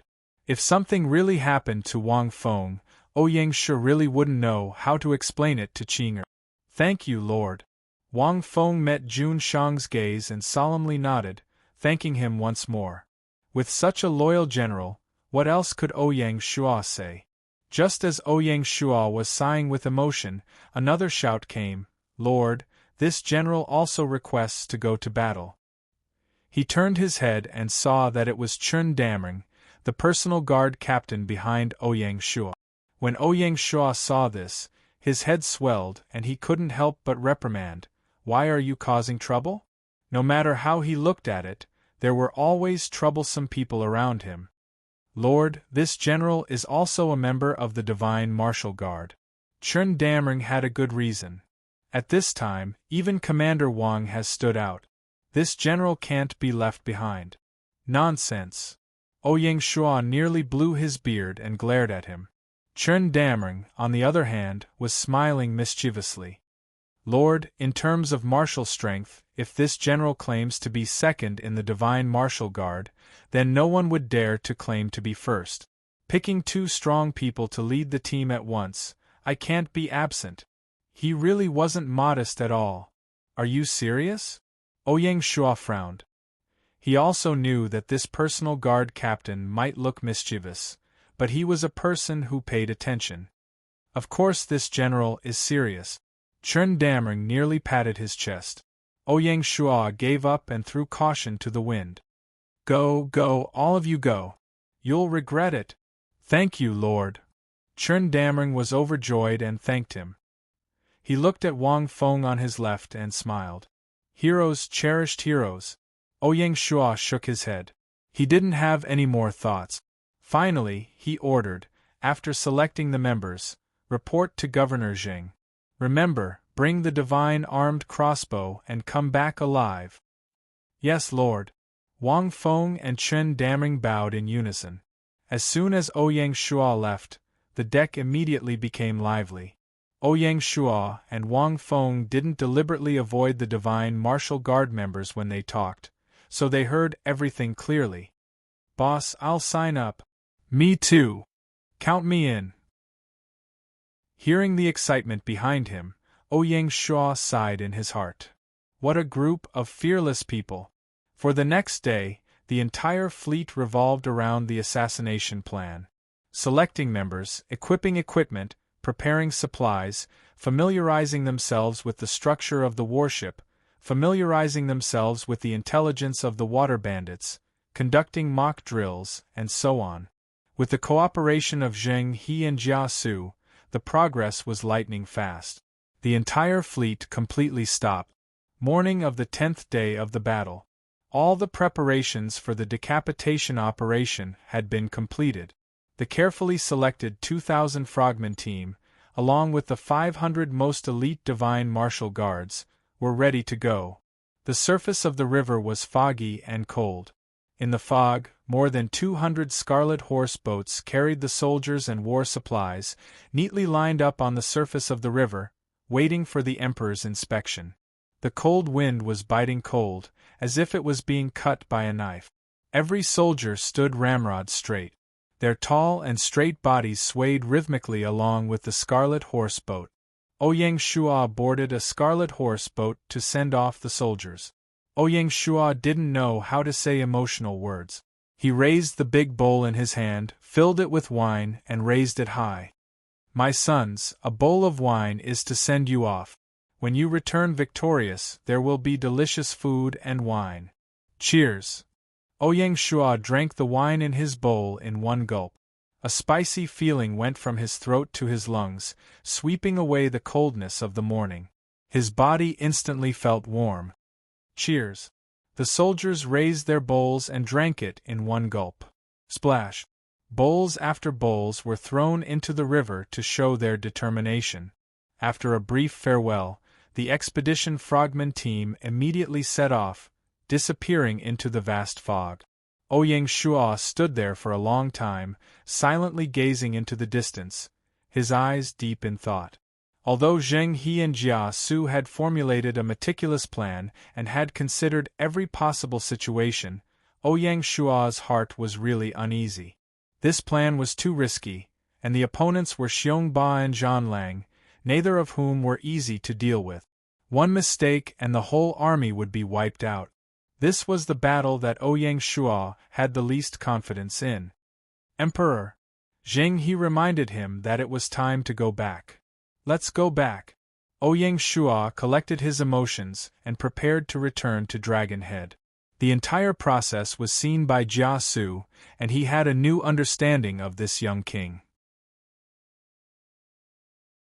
Chapter 703. The night was as dark as ink, with dark clouds hanging overhead. In the ink-black night sky, not a single star could be seen. Even half of the crescent moon had quietly disappeared into the clouds. The entire night sky was like an endless black canvas, stifling and suffocating. A cold wind blew past, stirring up waves of dark clouds that rolled up and down, forming an unusual picture.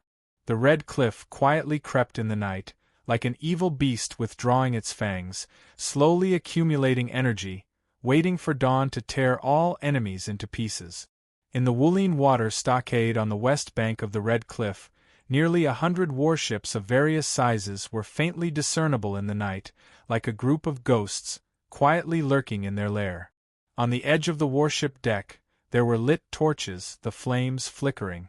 Under the light of the torches, the water of the stockade was sparkling. On the deck of the warship, there were occasional sounds of patrolling guards walking back and forth.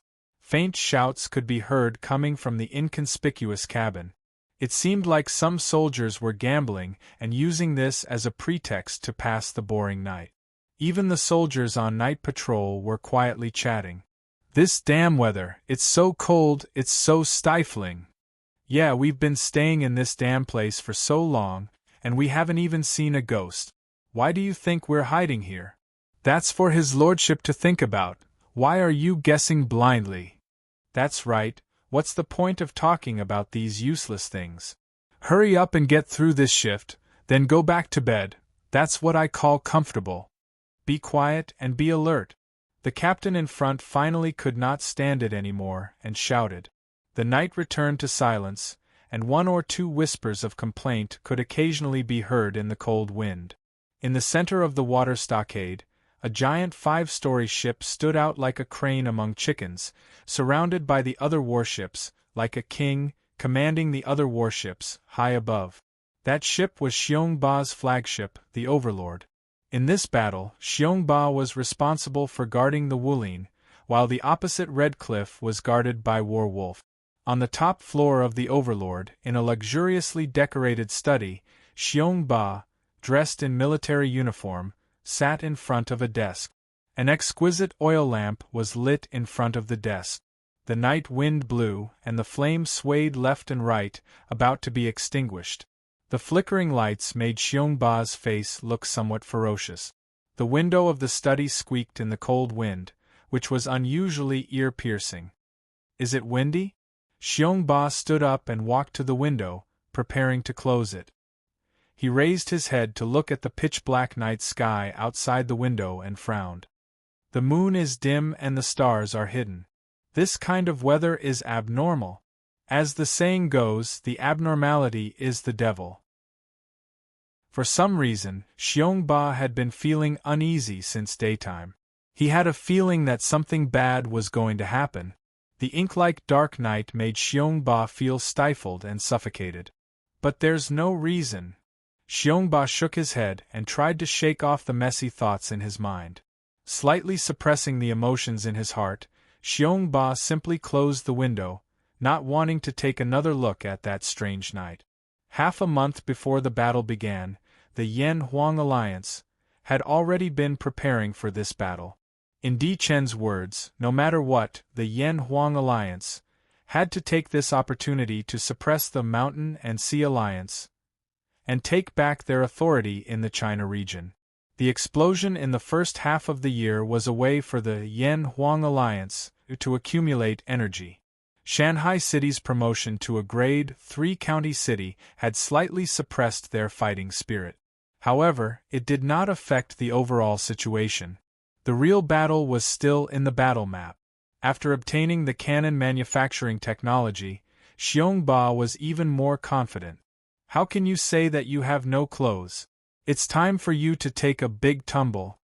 Although Xiongba admired He Yuwui's achievements, it did not mean that Xiongba did not want to defeat He Yuwui. On the contrary, Xiongba's thirst for victory was more intense than anyone else. The battle on Izhou Island was generally regarded by the outside world as a game between the Yan-Huang alliance and the Shanghai alliance. In the end, the Yan-Huang alliance won and became a good footnote to the rise of the Yan-Huang alliance in the first half of the year. It became a symbol of the rise and fall of the two giants. Xiongba, one of the parties involved, naturally wouldn't think so superficially.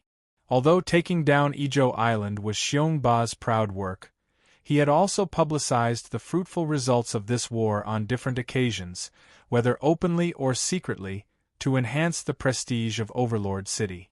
However, to say that this was a game between the two alliances was a bit of an exaggeration. Xiongba knew that from the beginning to the end, Shanghai City had not been involved in this war. Otherwise, if Shanghai City's Jiaozhou fleet had intervened in the war, it would have been enough to make Overlord City suffer. After defeating Dragon-Seeking City, Xiongba had borrowed a lot from the successful model of Jingzhou Island for the operation of Izhou Island, such as introducing shipbuilding, salt industry, and adventurer players to jointly develop marine resources. Xiongba had poured too much effort into Izhou Island. Xiongba's ambition was to equally divide the sea area of China with Shanghai City, one in the north and the other in the south. Izhou Island was a dividing line between the two sides. To realize this ambition, the Battle of Red Cliffs was a key node. Xiongba had to prove on the battlefield that even in a naval battle, the hegemon city's navy could defeat the Shanghai City Navy that was already rumored to be godly. It was not difficult to understand why Xiongba attached so much importance to this war. It could even be said that in order to defeat Shanghai City's fleet, Xiongba had given up subduing the historical generals on the battle map, allowing Di Chen, Lord Chunshan, and others to beat him to it. Outside the battlefield, Xiongba had also done a lot of work. For example, the third-party force in secret contact with Dragon-Seeking City was actually a hidden force secretly cultivated by Xiongba's family. Its purpose was to provoke internal strife in the Shanghai Alliance. Dragon-Seeking City and Siege Lion chose Sun Lu's camp, which undoubtedly proved the success of Xiongba's plan. To tell the truth, Xiongba was somewhat disdainful of Dragon-Seeking City. In Xiongba's eyes, Dragon-Seeking City was just a lucky dog. It had a relationship with Shanghai City, so it could go all the way to where it was now. How could a real civilian lord fight against the aristocratic families? The only exception was He Yuwui. Therefore, the determination of the aristocratic families to eliminate this exception had never been shaken. It's just difficult. At the thought of the achievements of Shanghai City in this ocean voyage, Xiongba was somewhat frustrated. Even on the battle map, their progress was not smooth. The annihilation of Lu Su's army was undoubtedly a blow to Xiongba and Warwolf. The first part of the plan was completely declared a failure. According to the time calculation, the fleet of Shanghai City should have arrived at the Red Cliff as early as 2 days ago. But what was the result? They were ready for battle, and their nerves were taut. They were both nervous and excited, but they pounced on empty air. The fleet of Shanghai City seemed to have disappeared. Xiongba had also speculated whether the fleet of Shanghai City had given up the Red Cliff and turned to attack Liu Bei. After all, Liu Bei had Zhao Yun and Zhuge Liang as bait, so Shanghai City had every reason to go there. However, the information received in the evening denied this speculation. In order to achieve long-distance communication on the battle map, the Yanhuang Alliance also racked their brains. They spent a lot of money to buy 4 golden eagle spirit beasts from an adventurer team. These spirit beasts were extraordinary. They could really travel thousands of miles in a day and deliver information back and forth. In this way, the 3 teams of the Yanhuang Alliance, which were distributed in the Red Cliff, Daunting Lake, and Dreamy Cloud Swamp, could maintain smooth communication and exchange information with each other. The information in the evening was sent by Lord Chunshan. Although the two had a grudge against each other, they were both extremely rational people. They could still cooperate on the battle map. According to Lord Chuanshan's report, the situation on their side was also somewhat bad. As early as when Lu Su's army was destroyed, Huang Gai had written to Liu Bei, requesting to join forces and rush to the Red Cliff together. The problem was, at that time, Liu Bei was busy taking over Changsha Commandery. How could he set off immediately? Liu Bei's refusal undoubtedly angered Huang Gai. In the letter, Huang Gai directly reprimanded Liu Bei for his treachery. He said that Liu Bei was chased by Cao Cao like a stray dog. It was the people of Jiangdong who kindly took him in and gave him a place to settle down. Moreover, the army of Jiangdong defeated Cao Cao's menacing army in one fell swoop, shattering the legend of Cao Cao's invincible army. In this way, Liu Bei could linger on at death's door and live in peace. Now that the Red Cliff was in trouble, Liu Bei only wanted to occupy territory instead of sending reinforcements. It was extremely shameless. Such a letter humiliated Liu Bei so much that he could not show his face.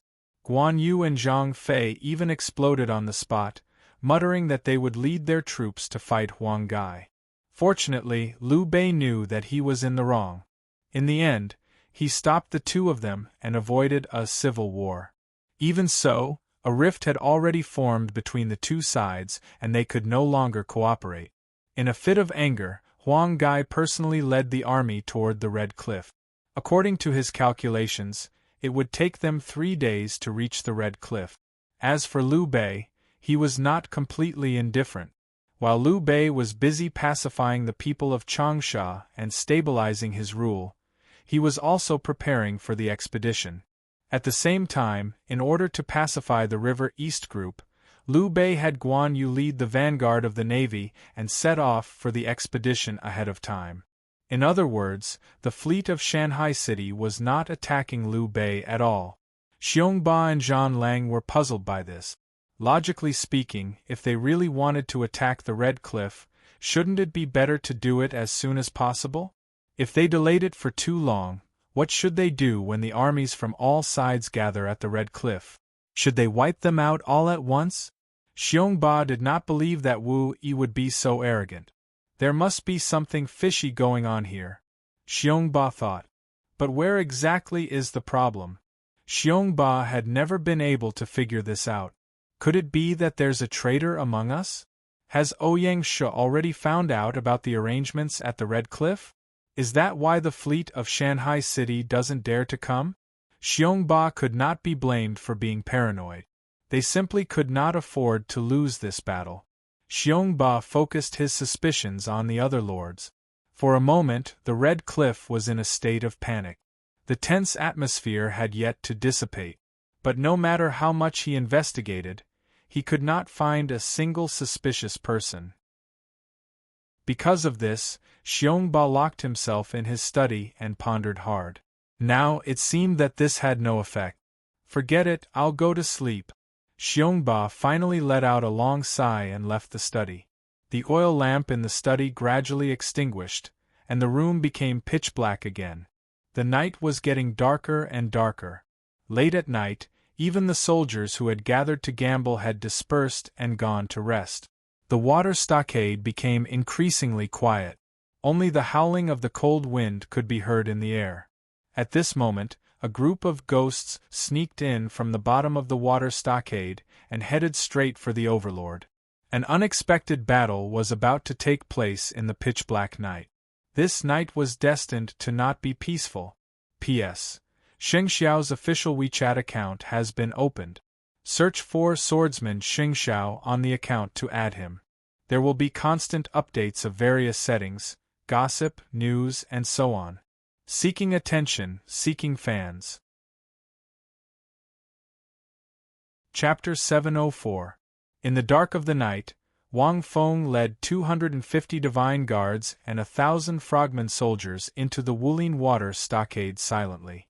As soon as they entered, they headed straight for the Overlord. The layout of the water stockade had already been thoroughly investigated by the frogmen.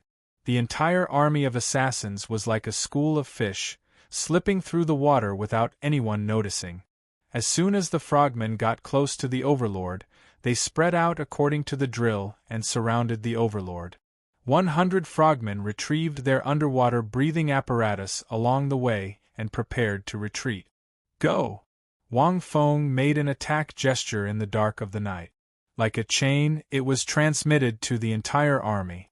This gesture was taught in the Special Operations Base, and was the standard gesture of the Special Forces in reality. All the soldiers of the Divine Guards and the Imperial Guards could understand it. The frogmen who participated in this operation also urgently received hand signal training. The night was dark and windy. It was best not to make a sound if they could. Whoosh, whoosh, whoosh. The Divine Guards were the first to act. They threw out their claws and firmly grabbed onto the edge of the deck. The Divine Guards were like monkeys, nimbly pulling on the ropes and quickly boarding the warship. The entire process was as smooth as flowing water. After boarding, the Divine Guards lowered a rope ladder for the frogmen to climb up. Move! Wang Feng made another gesture. The Divine Martial Guards took down the Divine armed crossbows on their backs in unison, loaded the arrows, and disappeared from the deck in battle formation. The whole process was silent like a civet in the dark night. After a while, the patrol on the deck appeared in the Divine Guard's vision. Attack! Pooh! Pooh! Pooh! The crossbows were fired and the arrows pierced through the air. Every Divine Guard was a master archer. Their control of the divine armed crossbows had already reached the realm of never missing an arrow. Even in the dark of the night, with the light of the torch, they were still accurate. In less than 2 minutes, the patrol on the first deck was completely annihilated without any resistance. They didn't even have the chance to scream. Just like that, the divine guards were like a group of ghosts, advancing along the deck layer by layer, harvesting the lives of their enemies like the grim reaper in the night. The combat style of the Divine Guard was practically a replica of the Special Forces in real life. The first phase of their mission was to get rid of the patrol team's spies.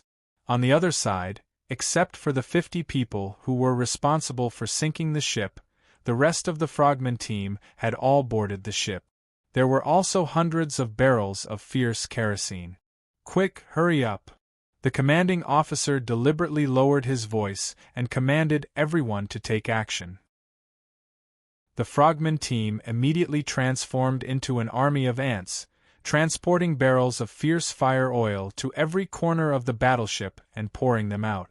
The dark fierce fire oil flowed on the deck, and people would slip if they stepped on it.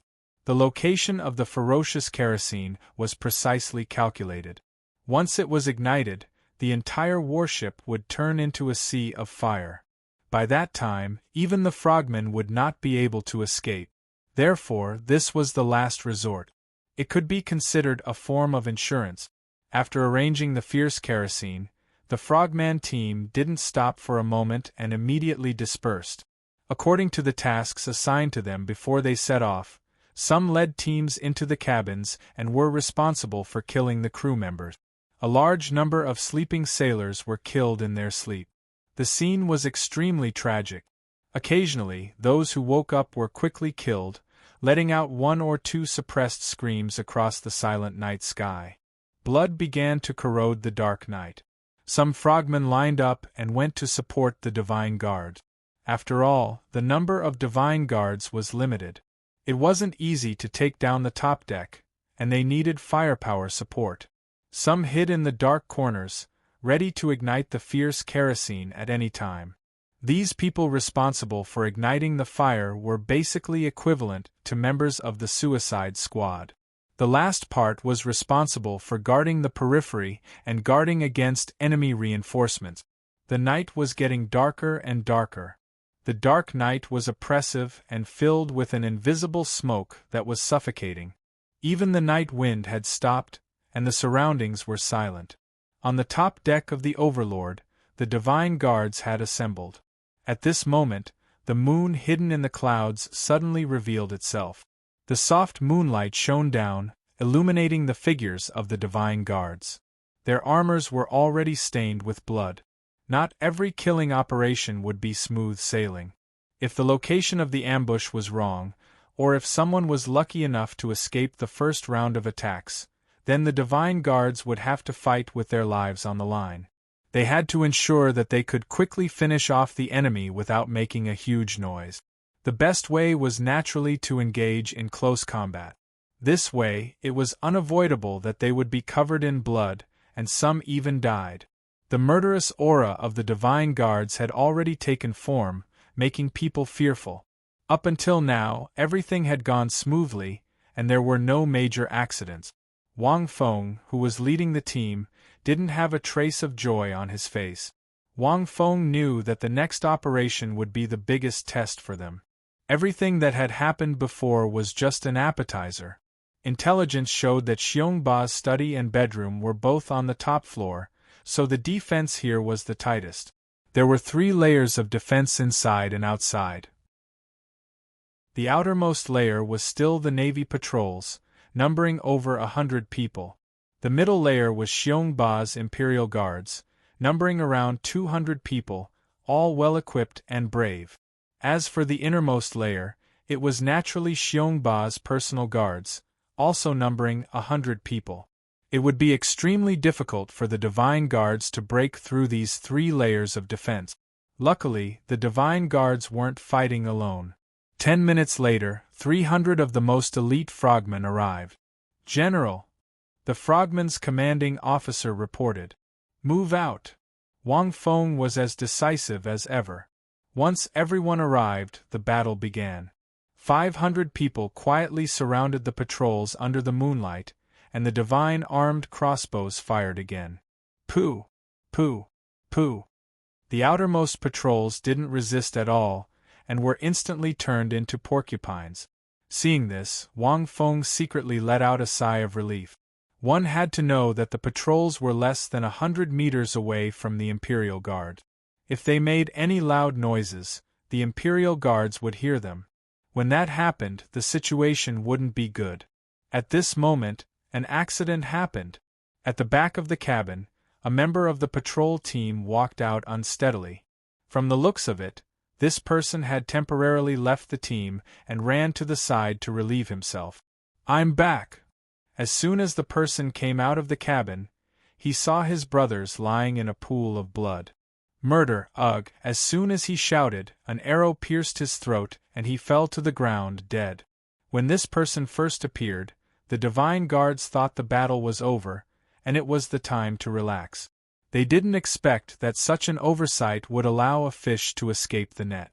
The scream of fear was extremely ear-piercing in the silent night. Wang Feng's expression instantly turned ugly. Such a loud scream immediately alerted the Imperial Guards in the middle. "Who is it? Quick, go and see what's going on. Stay alert.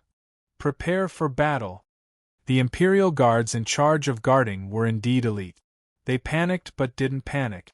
They arranged for people to come and check, and they formed a battle formation while reporting the situation to their superiors. This way, the divine guards didn't have any chance. On the deck, corpses lay in pools of blood, looking very pale under the moonlight. At the same time, the divine martial guard soldiers appeared in the Forbidden Army's field of vision. "Who are you?" The Imperial Guards had already quietly held their weapons in their hands. "Go!" Seeing this, Wang Feng knew that they could only attack by force. Wang Feng could tell at a glance that the enemy didn't want to get an answer at all. They were just trying to stall for time. How could Wang Feng fall for it? Kill! An assassination attempt had suddenly turned into an open murder. "There's an assassin!" The Imperial Guards had already received the news, and the entire top deck woke up. "What's going on?" Xiongba walked out of his room. Like Ouyang Shua, he remained vigilant even in his sleep. The commotion outside immediately woke Xiongba up from his sleep. The worry he had before sleeping had just turned into a nightmare.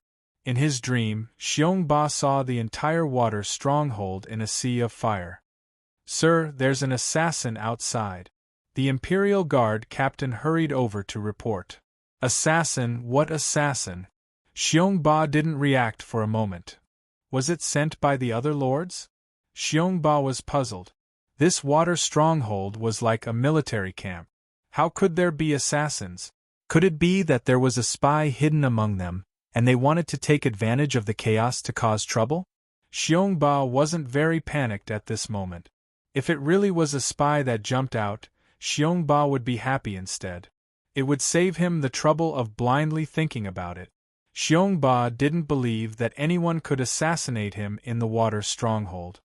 "Sir, the other party is a legitimate army." The Imperial Guard captain's expression was somewhat solemn.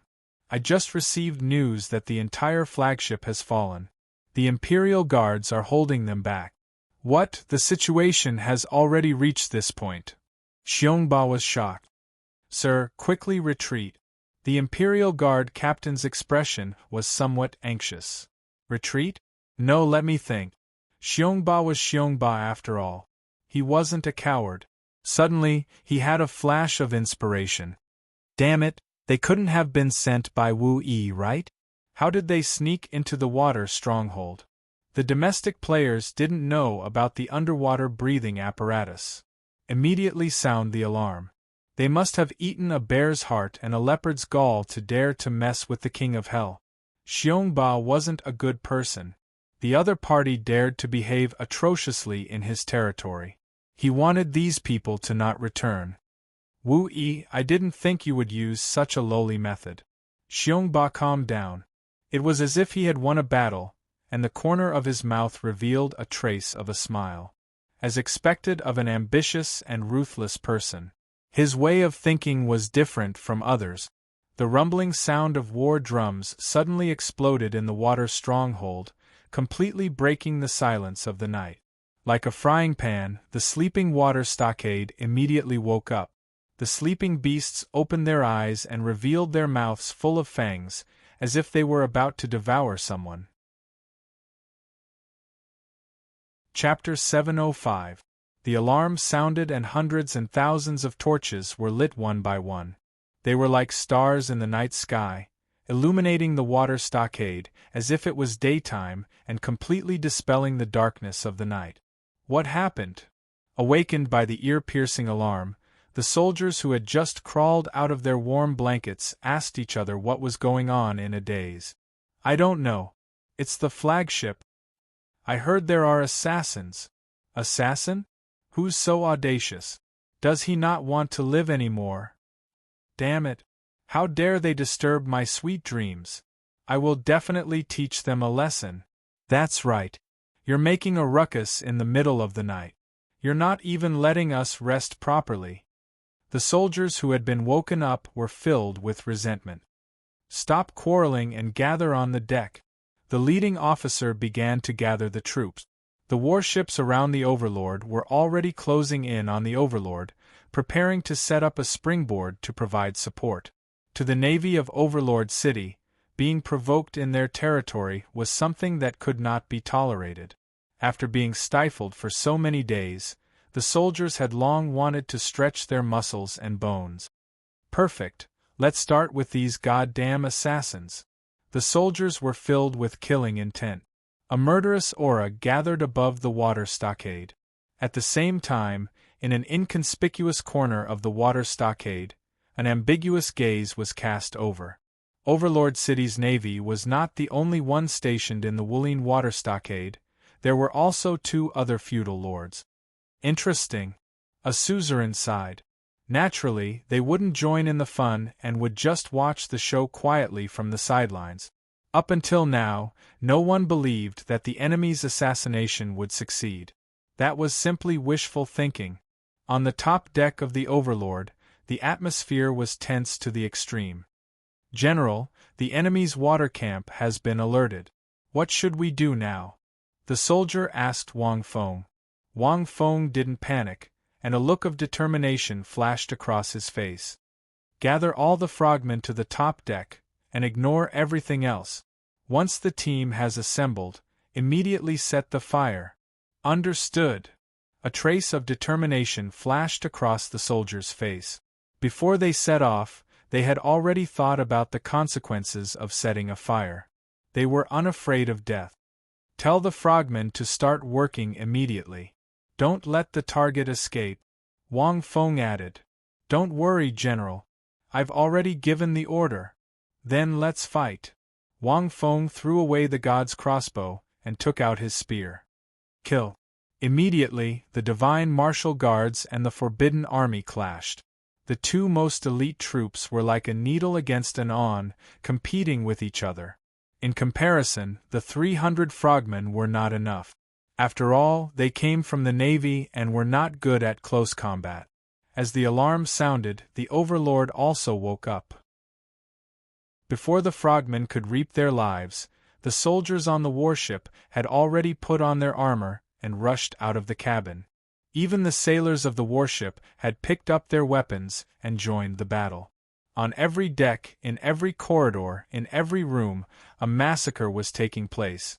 Under the light of the fire, the shadows of swords and sabers cast erratic shadows on the wall, like the long river of fate that no one could grasp. The Overlord's fierce counterattack immediately caused the frogmen team responsible for clearing the cabins to suffer heavy losses. The order to gather at the top had been issued, but the frogmen could not leave. On the contrary, some of the Overlord City's navy broke through the defense line and began to gather on the top deck. The frogmen naturally wouldn't agree.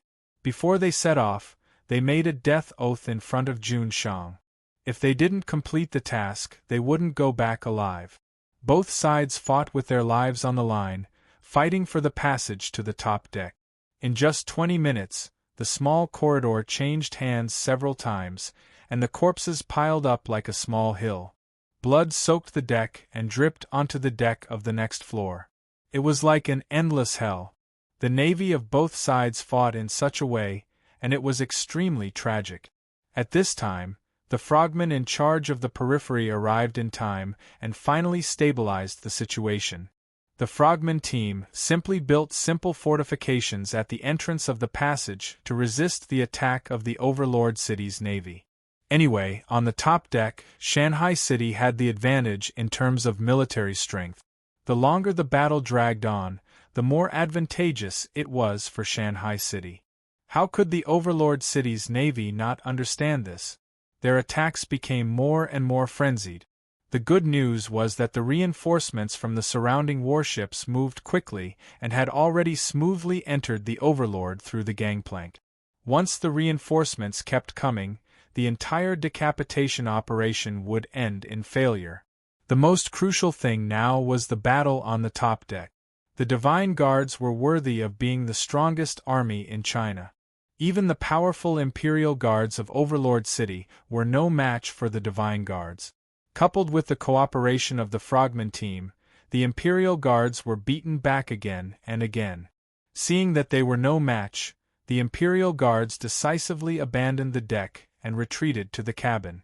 They began to fight a special street battle with the Divine Guards by relying on the passages, rooms, and other terrain. It had to be said that the Imperial Guards' choice was very smart. In the narrow passage, the Divine Guards' advantage in numbers could not be exerted at all.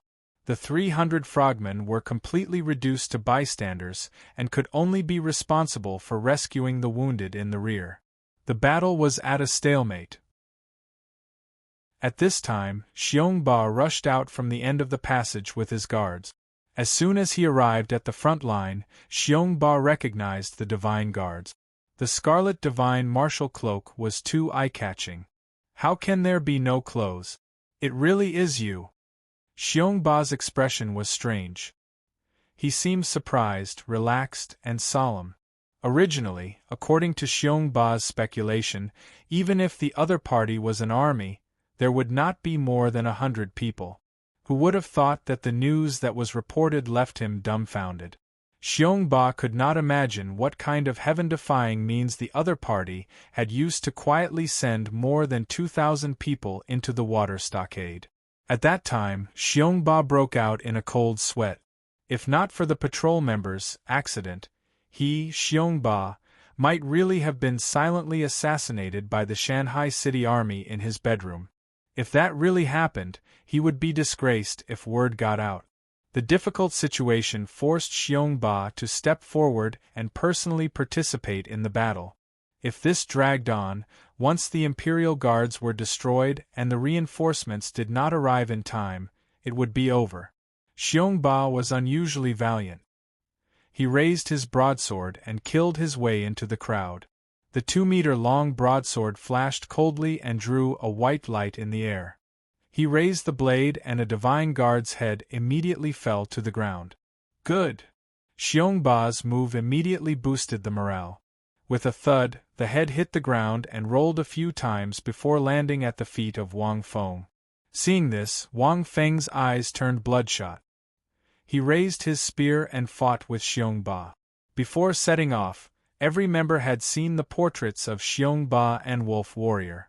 Therefore, Wang Feng immediately recognized that the person in front of him was his target. Good timing! Wang Feng's fighting spirit was aroused and his blood was boiling. The two masters fought in the narrow passageway, back and forth. It was very lively. The soldiers on both sides did not stay idle either. They each chose an opponent and fought in pairs. The only unexpected thing was that a captain of the Divine Guards quietly retreated from the passageway. The deck, which was bustling just a moment ago, suddenly became very deserted. The captain came to the passageway leading to the lower deck and observed the situation. He saw that the frogmen were fighting with the Overlord City Navy. Further away, more and more reinforcements were coming. The situation was getting more and more critical. The frogmen were about to lose. A trace of determination flashed in the captain's eyes. Without hesitation, he took out a signal flare and immediately sounded it. Whoosh! The signal flare streaked across the dark night sky like fireworks. Almost at the same time, more than 20 frogmen hiding in every corner of the Overlord looked up at the sky and silently stared at the fireworks that streaked across the sky in a beautiful arc and finally disappeared. The frogmen retracted their gaze and carefully took out a match from their arms. They looked devout, as if they were doing a very sacred thing. The fire lit up and the match was thrown into the fierce kerosene. In an instant, the fire soared and the deck was set ablaze. It was as if a fire dragon had suddenly come to life on the deck. In the sky full of fire, the frogman took out the tang knife at his waist. A trace of relief flashed in his eyes as he muttered to himself, "Brothers, I'll go first." As he spoke, he raised the knife and slashed across his neck. Blood spurted out in a dazzling display. More than 20 nameless heroes fell just like that. They fell in a corner that no one paid attention to and were unknown to the public. "Not good, the flagship is on fire. Go and put out the fire." "Ah, help, damn it, where did the fire come from? The road ahead is blocked. Put out the fire first." The Overlord was suddenly in a mess. Some of the soldiers who came as reinforcements directly rushed into the sea of fire. Further away, seeing the flagship on fire, the entire water stockade was completely in trouble. Even the Lord, who was hiding in the corner and watching the show, panicked a little. "What's going on? Why is it on fire?" Looking at the fire, it seems to have been planned for a long time. "It can't even be put out," a general on the side said. "Then what are you waiting for? Hurry up and help put out the fire." The Lord was a little angry. If Xiongba really died like this, then it would be a big problem. What were they going to do? They could just pack up and leave. Who could deal with a dragon like Shanghai City? Yes. The general hurried away. On the top deck, the tragic battle was still going on. Until now, Xiongba still did not realize that his flagship had fallen into a sea of fire. Until the billowing smoke from the fire at the bottom of the deck spread to the top floor through the cracks of the deck. "What's going on?" The Imperial Guards panicked. Before he could finish his words, the flames had already started to rise. "Not good, there's a fire!" The Imperial Guards were the first to react. Without saying anything, they immediately rushed to the front, ready to protect Xiongba and escape. The direction of escape was actually the depths of the passage. "Where do you think you're going?" Wang Feng shouted and immediately led his troops to chase. Looking at the light, there must be a secret escape route in the passage.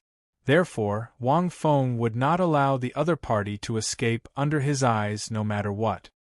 "Cover the Lord." At the critical moment, the Imperial Guards and Imperial Guards showed a fearless spirit of sacrifice. One by one, they willingly covered the rear, buying time for Xiongba to retreat. Chapter 706. Crossbow. Seeing that Xiongba was about to escape, Wang Feng retaliated. The divine martial guards immediately threw away their weapons and took out their divine armed crossbows. They knocked an arrow and fired. The entire process was smooth and neat. It took less than half a minute. In a situation where there were no disturbances and in such a narrow passageway, there was no way to avoid the crossbow. Its destructive power was truly astonishing. The Imperial Guards responsible for bringing up the rear were like wheat, falling in rows, completely annihilated. Xiongba's Imperial Guards couldn't escape the same fate. The divine armed crossbows were too fast and the divine martial guards were well trained. They were used to firing 3 times. The arrows that were shot out did not stop at all, and they continued to shoot without end. The passage was less than 100 meters long, and it became a nightmare for the Imperial Guards and Imperial Guard. When Xiongba's group reached the end of the passage, there were only a dozen Imperial Guards left. They were all injured. Luckily, they made it. It was unknown where the guard pressed, but the wooden wall at the end of the passageway slowly opened from both sides, revealing a narrow square space that looked like an elevator. Quick! The Imperial Guards protected Xiongba as they entered the elevator. It was actually a specially modified elevator. After they entered, the wooden wall closed again. Not good! Seeing this, Wang Feng's heart trembled. Without even thinking, he subconsciously exerted all his strength and threw the spear in his hand with all his might. Whoosh! Like a sharp arrow, the long spear pierced through the air and pierced into the elevator before the wooden wall was completely closed, emitting a wung-wung sound. The elevator came to an abrupt halt. This earth-shattering attack stunned the divine martial guards. Quick! Stop them! Wang Feng didn't hesitate. He pulled out the Tang sword and chased after them.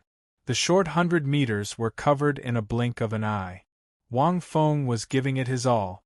The divine martial guards also chased after them. Inside the elevator, everyone's faces were pale. The spear that Wang Feng threw hit the head of an Imperial Guard and stabbed into his skull. Brain juice splattered and blood gushed out. Such a thrilling and exciting scene caused the battle-hardened guards to be unable to withstand it. More importantly, because of the spear, the elevator couldn't close completely. Naturally, it couldn't operate smoothly and go down. Xiongba had specially hired top-notch craftsmen to modify the elevator. It led directly to the exit at the bottom of the cabin. There was even a small boat and emergency supplies at the exit. His goal was to escape at the critical moment. Xiongba's scheming mind was evident. Who could have imagined that Wang Feng's shocking attack would destroy it at the last moment? Wang Feng's spear was forged from refined iron and could not be sliced apart. If he tried to forcefully move the elevator, the spear that was stuck on the outside would slam into the ground and block the elevator. As such, Xiongba and the others had no way out. Xiongba's expression was complicated. In the end, he sighed. Since we can't retreat, let's fight to the death. Fight, fight, fight. In the small space, more than a dozen guards burst out with monstrous battle intent. This was the final roar of a group of desperate people, bursting forth with all the potential in their bodies.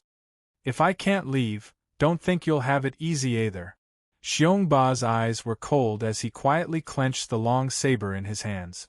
Break the door down. Wang Feng had already brought the divine martial guards to the end of the passage. Yes, sir.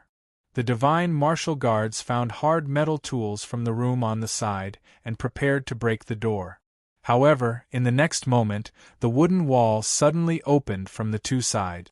Under the leadership of Xiongba, the guards who had been waiting for a long time suddenly rushed out and caught the divine martial guards off guard. In an instant, the divine martial guards suffered heavy losses. Xiongba raised his long saber and went straight for Wang Feng's face, starting with a mountain-splitting strike. This move was powerful and condensed all of Xiongba's killing intent and determination. Once he attacked, there was no way out. As expected of an ambitious person, he was heroic at the critical moment. Wang Feng didn't dare to be slow and raised his saber to meet the attack. Clang! The long and thin saber was deflected by Xiongba's large saber. The large saber's momentum didn't decrease as it brought along a biting cold wind and flashed white rays towards Wang Feng's shoulder. This saber strike could probably split Wang Feng in half. General! The surrounding divine martial guards were shocked. They wanted to help, but it was too late. Wang Feng didn't panic. He gritted his teeth and forced his body to the side at the last moment. Poochie! Unfortunately, Wang Feng's reaction was a bit too late. The large saber almost touched Wang Feng's shoulder and cut his left arm in half. A forearm fell on the deck. Blood gushed out from the cut-off part of the arm. Even with Wang Feng's toughness, his face immediately turned pale and cold sweat appeared on his forehead. General! Seeing this, the divine martial guards rushed forward. Xiongba wanted to follow up and finish Wang Feng in one move. At this moment, a sharp arrow pierced through the air and hit Xiongba's forehead. Ugh! Xiongba's movement paused. He looked at Wang Feng with regret and slowly fell down. The entire battlefield was silent. A moment later, Xiongba's body turned into a white light and disappeared from the map. Along with Xiongba, Overlord City's navy disappeared, including Overlord's navy that was still fighting with the frogmen. Even the few remaining guards were lucky enough to escape calamity, and they transformed into rays of light and left. Only the empty battleship proved that Overlord City's navy had been here. In a situation like this where the Lord was assassinated, the navy would be sent back to the main plane by Gaia, but the battleship they brought would not receive the same treatment and would remain on the map. Overlord City had suffered heavy losses in just one attack. General, the Divine Martial Guards couldn't care less. They took some gauze and bandaged Wang Feng urgently. Wang Feng's expression was a little gloomy. He forced himself not to look at his broken left arm. He gritted his teeth and said, "Gather everyone and retreat before the battleship completely sinks." Yes. In the corner of the Wulin Water stronghold, the Lord watched Overlord City's navy disappear. The Lord immediately understood what was going on. Damn it, Xiongba is really dead. The Lord's expression was extremely ugly. We can't stay in the Wulin Water stronghold anymore.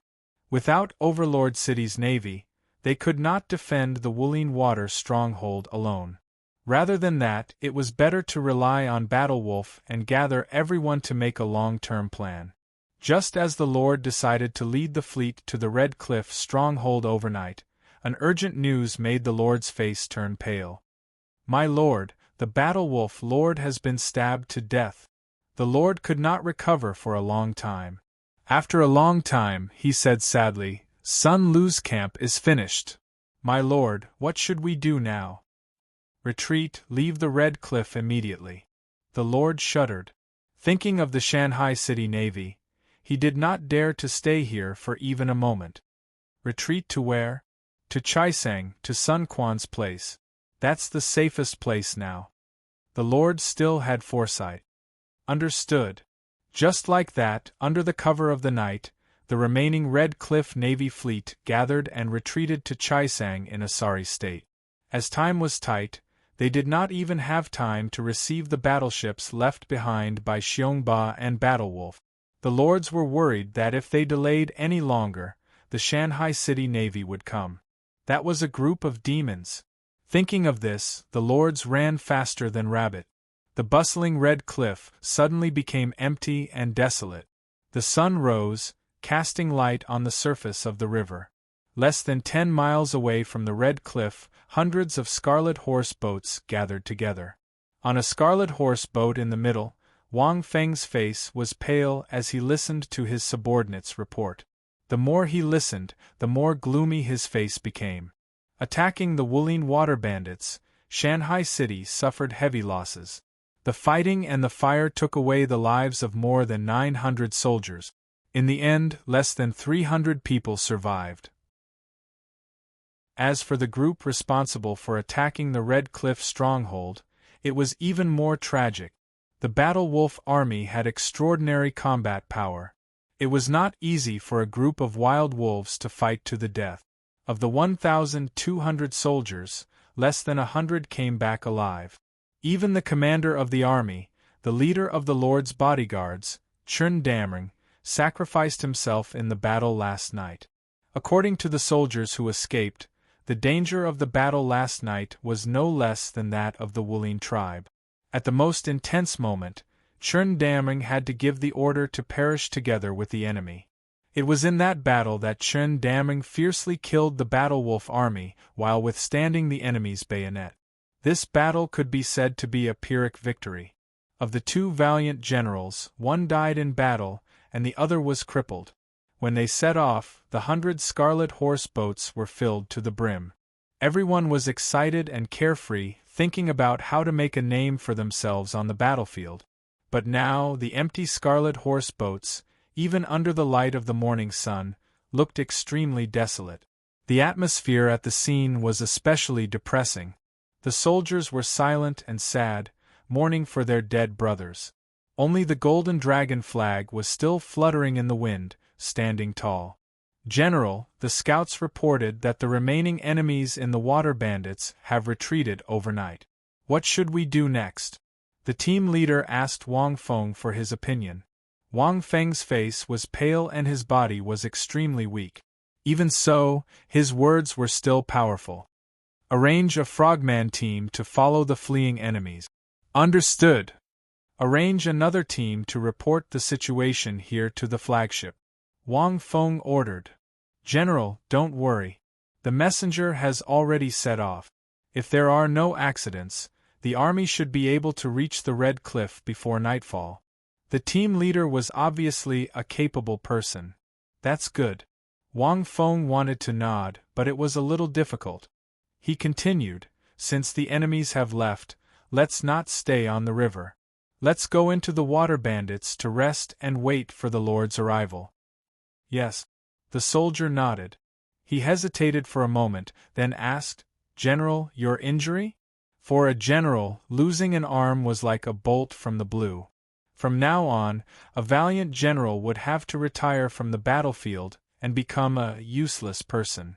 For a young general like Wang Feng, such a blow was fatal. A life worse than death. Chapter 707. It's nothing, I'll just retire. Facing the captain's concern, Wang Feng smiled faintly and pretended to be relaxed. Anyone with a discerning eye could see the desperation, pain, and self-abandonment in Wang Feng's smile. The man in front of him was putting on a strong front. Seeing this, the captain silently turned his head away, not letting the general see the sympathy in his eyes. For a fierce general like Wang Feng, the last thing he needed was other people's sympathy. Alone, Wang Feng's right hand trembled uncontrollably, his nails digging into his flesh. In the evening, the Shanghai City fleet arrived at the Red Cliff. As soon as the warship docked at the Wulin Water stronghold, Ouyang Shuo went to see Wang Feng. Seeing Wang Feng's injuries, his expression was solemn, and his eyes were filled with unconcealable grief. Wang Feng was the one that Ouyang Shuo valued the most among the generals of Shanghai City. This meritorious general of Shanghai City had accompanied Ouyang Shuo in many battles for many years, achieving great achievements. Who would have thought that in the end, he would become a cripple? With Ouyang Shuo's keen senses, he immediately saw the death in Wang Feng's eyes. For a general like Wang Feng, he would rather die on the battlefield than live like this. Wang Feng was only able to hold on until now because of his duty. Seeing the ruler, Wang Feng's mind collapsed. His expression was dejected, and there was no life in his eyes. How could Ouyang Shuo not feel pain when he saw this? When he received the frogman's battle report in the morning, Ouyang Shuo lost his footing and staggered. In just this battle, Ouyang Shuo had lost his most loyal personal guard captain and gained a commander of the divine martial guard who was adept in battle. Such a blow made Ouyang Shuo unable to recover from it. In the war map, ordinary soldiers could use contribution points to revive, but for high-ranking generals, once they died, they would truly die, and there was no way to revive. What was worse was that historical generals could still use the martial temple to revive their souls. However, for a general like Chen Daming, who hadn't been promoted to a king-level general yet, his only path to resurrection had been blocked. In other words, Ouyang Shuo could no longer hear the guard captain's loud voice. It was precisely because of this that Ouyang Shuo strongly opposed the two of them going to war. These 2 days, Ouyang Shuo had been restless. He didn't expect the tragedy to happen. Now, seeing Wang Feng's expression, Ouyang Shuo felt as if a knife was stabbing into his heart. Ouyang Shuo looked at Wang Feng with a solemn expression and said word by word, "Listen, I won't allow you to commit suicide. You're the most outstanding general of Shanghai City to date, so even if you've lost an arm, you still have to live on like a warrior. I look forward to the day you step onto the battlefield again. Remember, don't let me look down on you. My lord." When Wang Feng heard this, he couldn't hold back his emotions. He grabbed the corner of Jun Shang's clothes tightly as tears flowed from his eyes. The iron-boned man was crying like a child. When the surrounding soldiers saw this, they were all moved. At this moment, no one was laughing at Wang Feng. They were only moved by the camaraderie between ruler and subject. Even Jia Su, who was at the side, couldn't help but be moved. Jia Su had never thought that this young sovereign king would have such charm. Ouyang Shua's eyes flashed with a trace of tears, but he held them back in the end. He gently patted Wang Feng's head and emotionally said, "Recuperate well." At this point, Ouyang Shua was speechless. He let out a long sigh and left. When the soldiers saw this, they left together to let Wang Feng recuperate and calm his emotions. This night was destined to be a sleepless one. The fleet had just arrived at the Red Cliff, and there were many things that Ouyang Shua needed to decide. However, Ouyang Shua had locked himself in his study early in the morning, and no one dared to disturb him. Fortunately, there were Zheng He and Jia Su, the two of them handling things, so there was finally no trouble. The next morning, the sun rose in the east. When Ouyang Shua woke up again, he had abandoned all his weakness and returned to being the sovereign king who looked down on the world. Guards.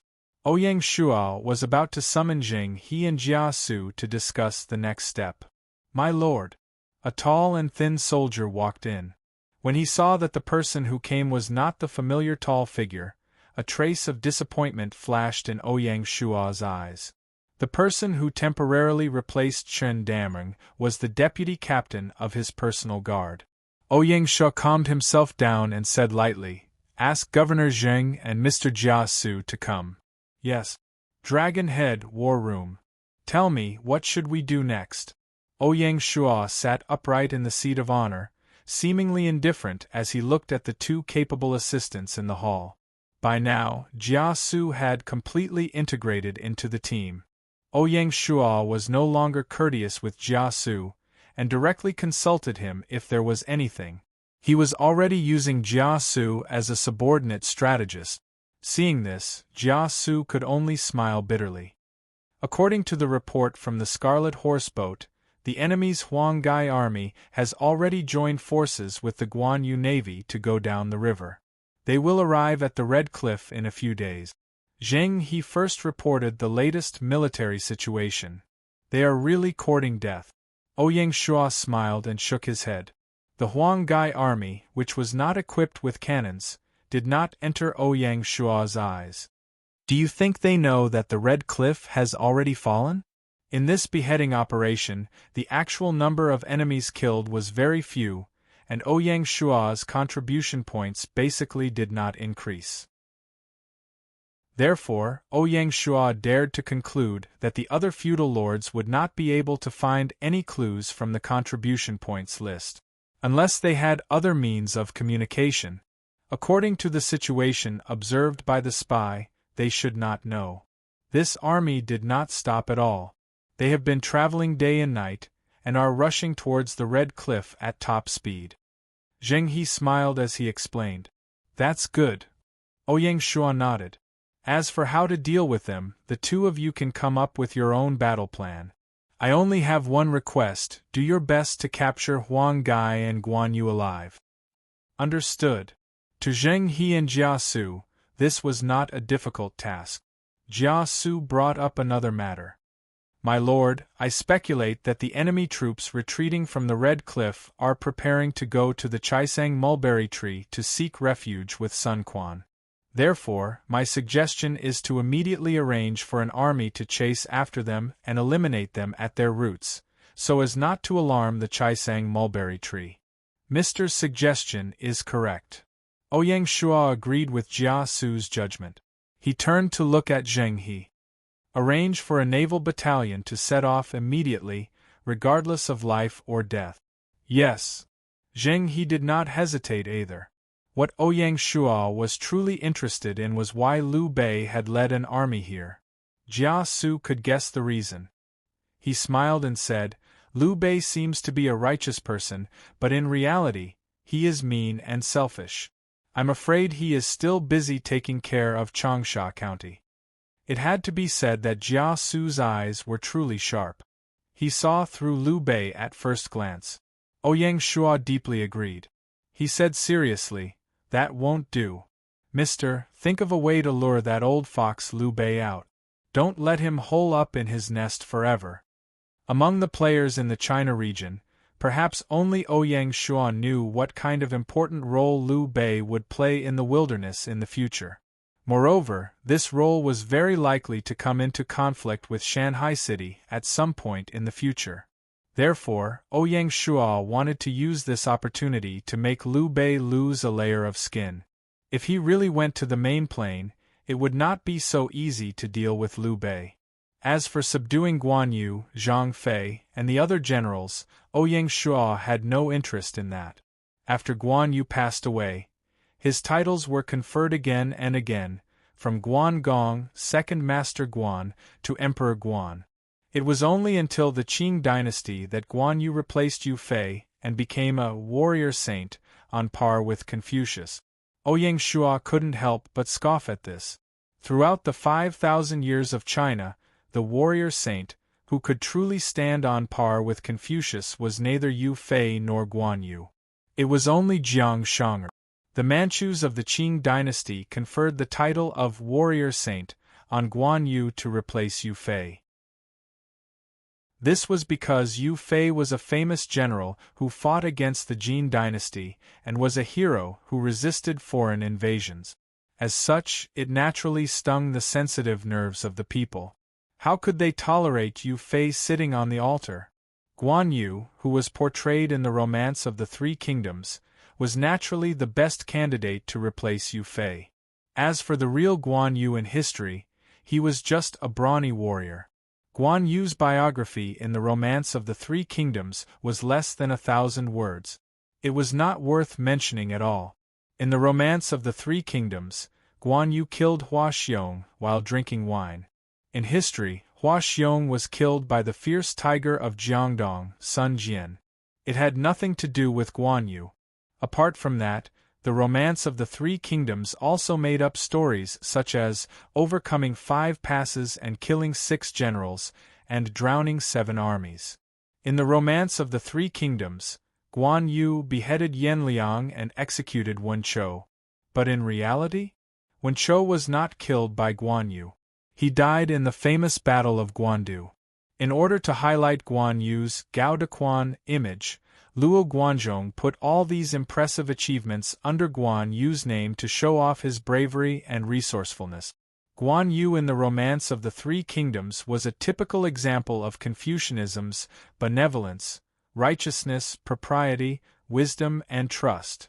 However, a close reading of the biography of Guan Yu would reveal that Guan Yu was extremely lacking in political acumen. This could be seen from one incident. Guan Yu did not understand the importance of allying with Wu to fight against Cao Cao. When he was in Jingzhou, he rejected Sun Quan's marriage proposal. Moreover, his attitude was very unfriendly.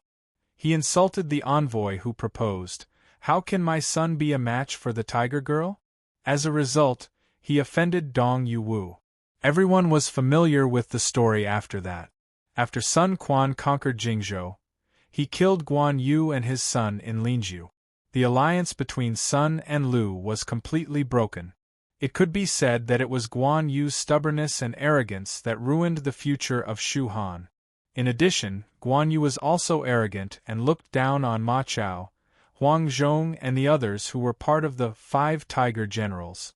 Liu Bei proclaimed himself the Prince of Hanzhong and appointed Guan Yu as the former general.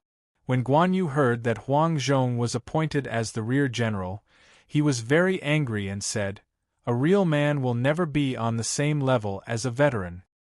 His attitude was extremely arrogant and insufferably arrogant. Therefore, Ouyang Shua was not the least bit interested in such a Guan Yu. In comparison, Zhang Fei, who was said to have a fiery temperament, was brave and reckless, and hated evil as if it was his personal enemy, was more acceptable to Ouyang Shua.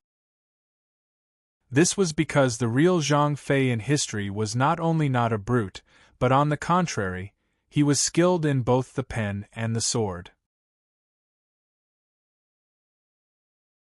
Chapter 708. In the combat room, the discussion continued. Jia Su smiled and said, "My lord wishes to have Liu Bei attack. Guan Yu is a very good breakthrough point." Ouyang Shua's eyes lit up when he heard that. Guan and Zhang were Liu Bei's Achilles' heel. Liu Bei valued his two brothers greatly. If something were to happen to Guan Yu, Ouyang Shua did not believe that Liu Bei would be able to hold himself back. "Then, for tomorrow's battle, all of you have to plan well." Ouyang Shua issued a military order. "Lord, please rest assured." Zheng He took the opportunity to introduce the battle plan he had discussed with Jia Su, and Ouyang Shua approved of it. After a while, the two of them bid farewell and left to make the final preparations for tomorrow's battle. Cloud Dream Great Swamp. Just as Ouyang Shua was preparing to kill Huang Gai, Zhou Yu's army was only a day's journey away from River Tomb City. A long-planned war was about to begin, and it might even reverse the entire situation of the Battle of Chibi. After all, Jiangling was the main battlefield of the Battle of Red Cliffs, where more than 90% of the forces from both sides were gathered. The success or failure of this battle would, to a large extent, determine the success or failure of the entire campaign. After receiving the information, the atmosphere in Jiangling City became tense. Cao Cao personally guarded Jiangling. Cao Ren, Eugene, Cao Chun, Wen Pin, and the other generals were all in position, each guarding a direction.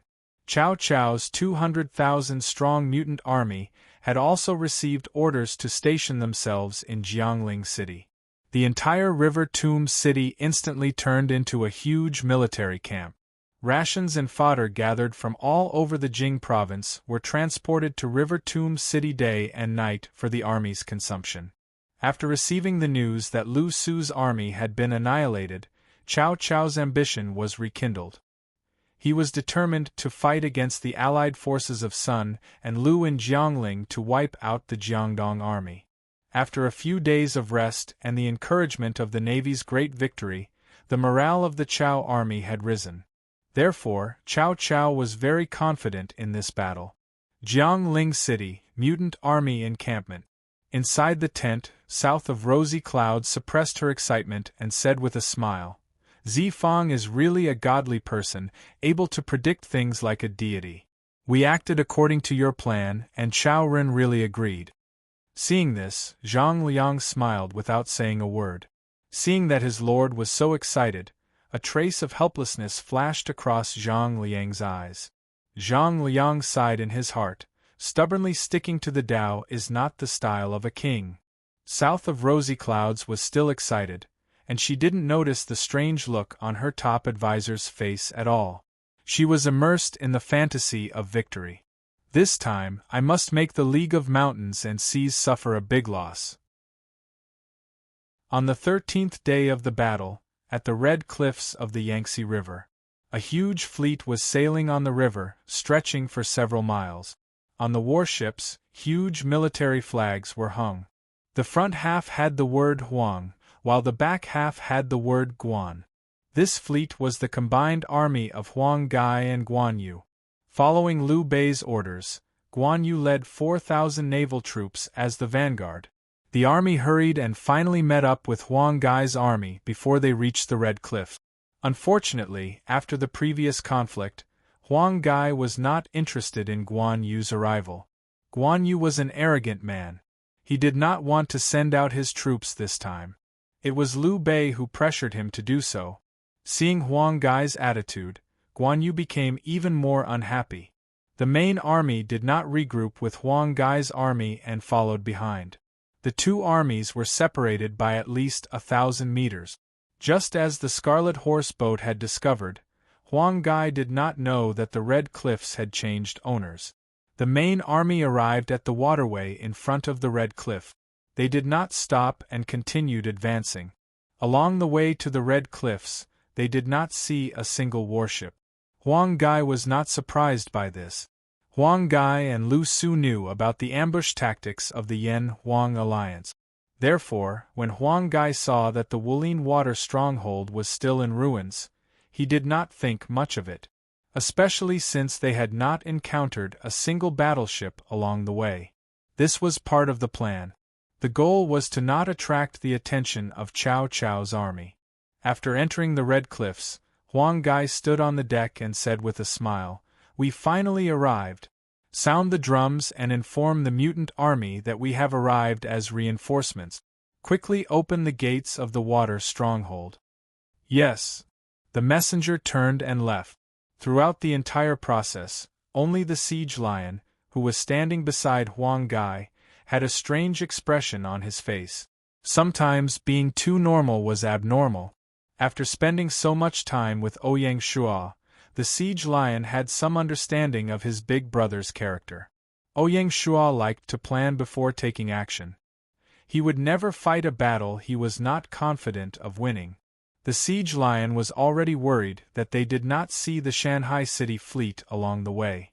When they saw the strange situation at the Red Cliffs, the uneasiness in the siege lion's heart intensified.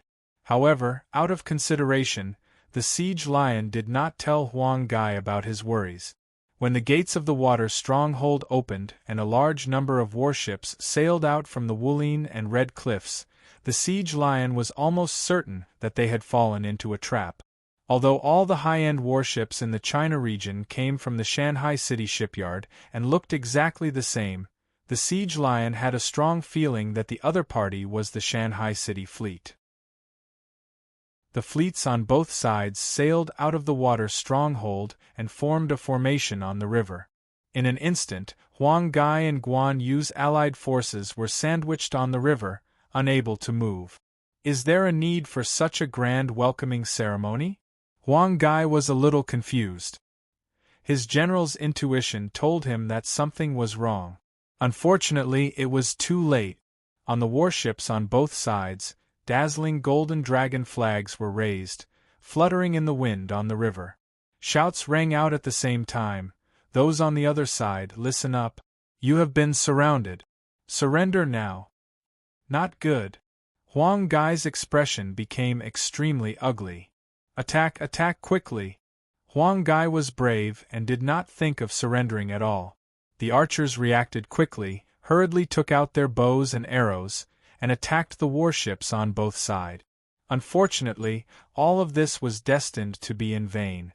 As soon as the rain of arrows rose, the cannons on both sides fired in unison. At such a short distance, Huang Gai and Guan Yu's army were sandwiched from both sides, and had no room to maneuver strategically. Countless pitch-black cannons were aimed at them. Just the first round of cannons caused the fleet to suffer heavy losses. Under Zheng He's command, only the two flagships were intact. This round of cannons directly stunned Huang Gai, and his heart turned cold. Huang Gai finally understood why the powerful Lu Su army was completely annihilated. "Those on the other side, listen up. Surrender now, or don't blame the cannons for being merciless." The shouts continued. After the baptism of cannons, the weight of this shout was especially heavy. Huang Gai's army and Guan Yu's army were immediately in an uproar. The generals and soldiers were not fools. They had already seen that there was no chance of winning this battle. If they continued to resist, only death awaited them. At this moment, whether to surrender or not was no longer up to Huang Gai and Guan Yu. Even if they did not agree, the generals and soldiers would surrender of their own accord. Perhaps they would even tie the two of them up and take credit for it. Huang Gai's face was deathly pale, and his heart was like dead ashes. Guan Yu's red jujube face became even redder, as if he was being branded by iron. There were no surprises in the battle that followed. After a series of twists and turns, the two armies completely surrendered and were easily taken down by the Shanghai City fleet. The entire process did not take more than an hour. There was no doubt that this was the easiest battle for Shanghai City. They could only blame Huang Gai and the others for being too careless. On the top deck of the Dragon Head, Huang Gai, Guan Yu, and the others were escorted here by the divine martial guards to be handed over to the emperor. Mixed in the crowd was also the siege lions. The two were originally allies, but now they had become prisoners. Even the siege lions, as open-minded as they were, felt somewhat ashamed. Ouyang Shua was considerate and did not say anything. He first arranged for people to send the siege lions down to rest. Then, Ouyang Shua looked at Guan Yu. When they captured Guan Yu, they lost more than 50 divine martial guards. No matter what, Guan Yu was a first-class general with extraordinary combat strength. In order to avoid more casualties, the divine martial guards had no choice but to use the divine crossbow to subdue Guan Yu. Thus, Guan Yu's body was covered in wounds. There were no less than 5 arrowheads. Even so, Guan Yu did not even frown. Although this person was stubborn and arrogant, he had the ability to be arrogant. Just based on this point, Guan Yu could be considered a good man. However, many times, a good man was not the same as a good general. Guan Yu, are you willing to surrender? Ouyang Shua looked straight at Guan Yu. Guan Yu raised his head, his eyes filled with killing intent. Coupled with his blood energy, it was truly frightening. If it was a scholar standing in front of Guan Yu, he might not even be able to stand steadily. Unfortunately, who was Ouyang Shua? He had fought countless battles and seen all kinds of storms. Thus, Guan Yu's killing intent had no effect on Ouyang Shua at all. His expression was calm. Guan Yu was also a bit surprised, but he didn't take it to heart. He glanced at Ouyang Shua, as if it was beneath him to answer Ouyang Shua's question. He spat out a mouthful of phlegm with an arrogant expression. How dare you? The divine martial guards were immediately scared and placed their blades on Guan Yu's neck. Humph! Guan Yu snorted coldly. He did not mind the Tang saber on his neck at all. He said sternly, "Kill me or cut me up, do as you wish. You want me to surrender? Dream on." "Good, you have guts." Ouyang Shua smiled and clapped. In the next second, his expression turned cold, and he said indifferently, "In that case, drag him away and behead him." The speed at which he changed his expression was unparalleled. "Yes, sir." The divine martial guards had long disliked Guan Yu. In order to capture this person, they had lost many brothers. Humph! Guan Yu snorted again. The attentive Ouyang Shua noticed that Guan Yu's fingers on his right hand unconsciously trembled. Ouyang Shua smiled inwardly. It seemed that Guan Yu was not really unafraid of death. If Guan Yu thought that he would be courteous to him like Cao Cao, then he was gravely mistaken. A moment later, Guan Yu's head was placed in a wooden box and sent back to the deck. Ouyang Shua saw it and said to Jing He, "Arrange for Guan Yu's head to be sent to Liu Bei's army." Understood. Liu Bei would definitely flip out when he saw this head. Jia Su couldn't help but be shocked by Ouyang Shua's decisiveness. That was Guan Yu, an existence whose name shook the 3 kingdoms. He killed him without batting an eye. You're tuning in to the Phoenix Knights YouTube channel. Don't forget to subscribe and join us on this journey to catch the most captivating stories.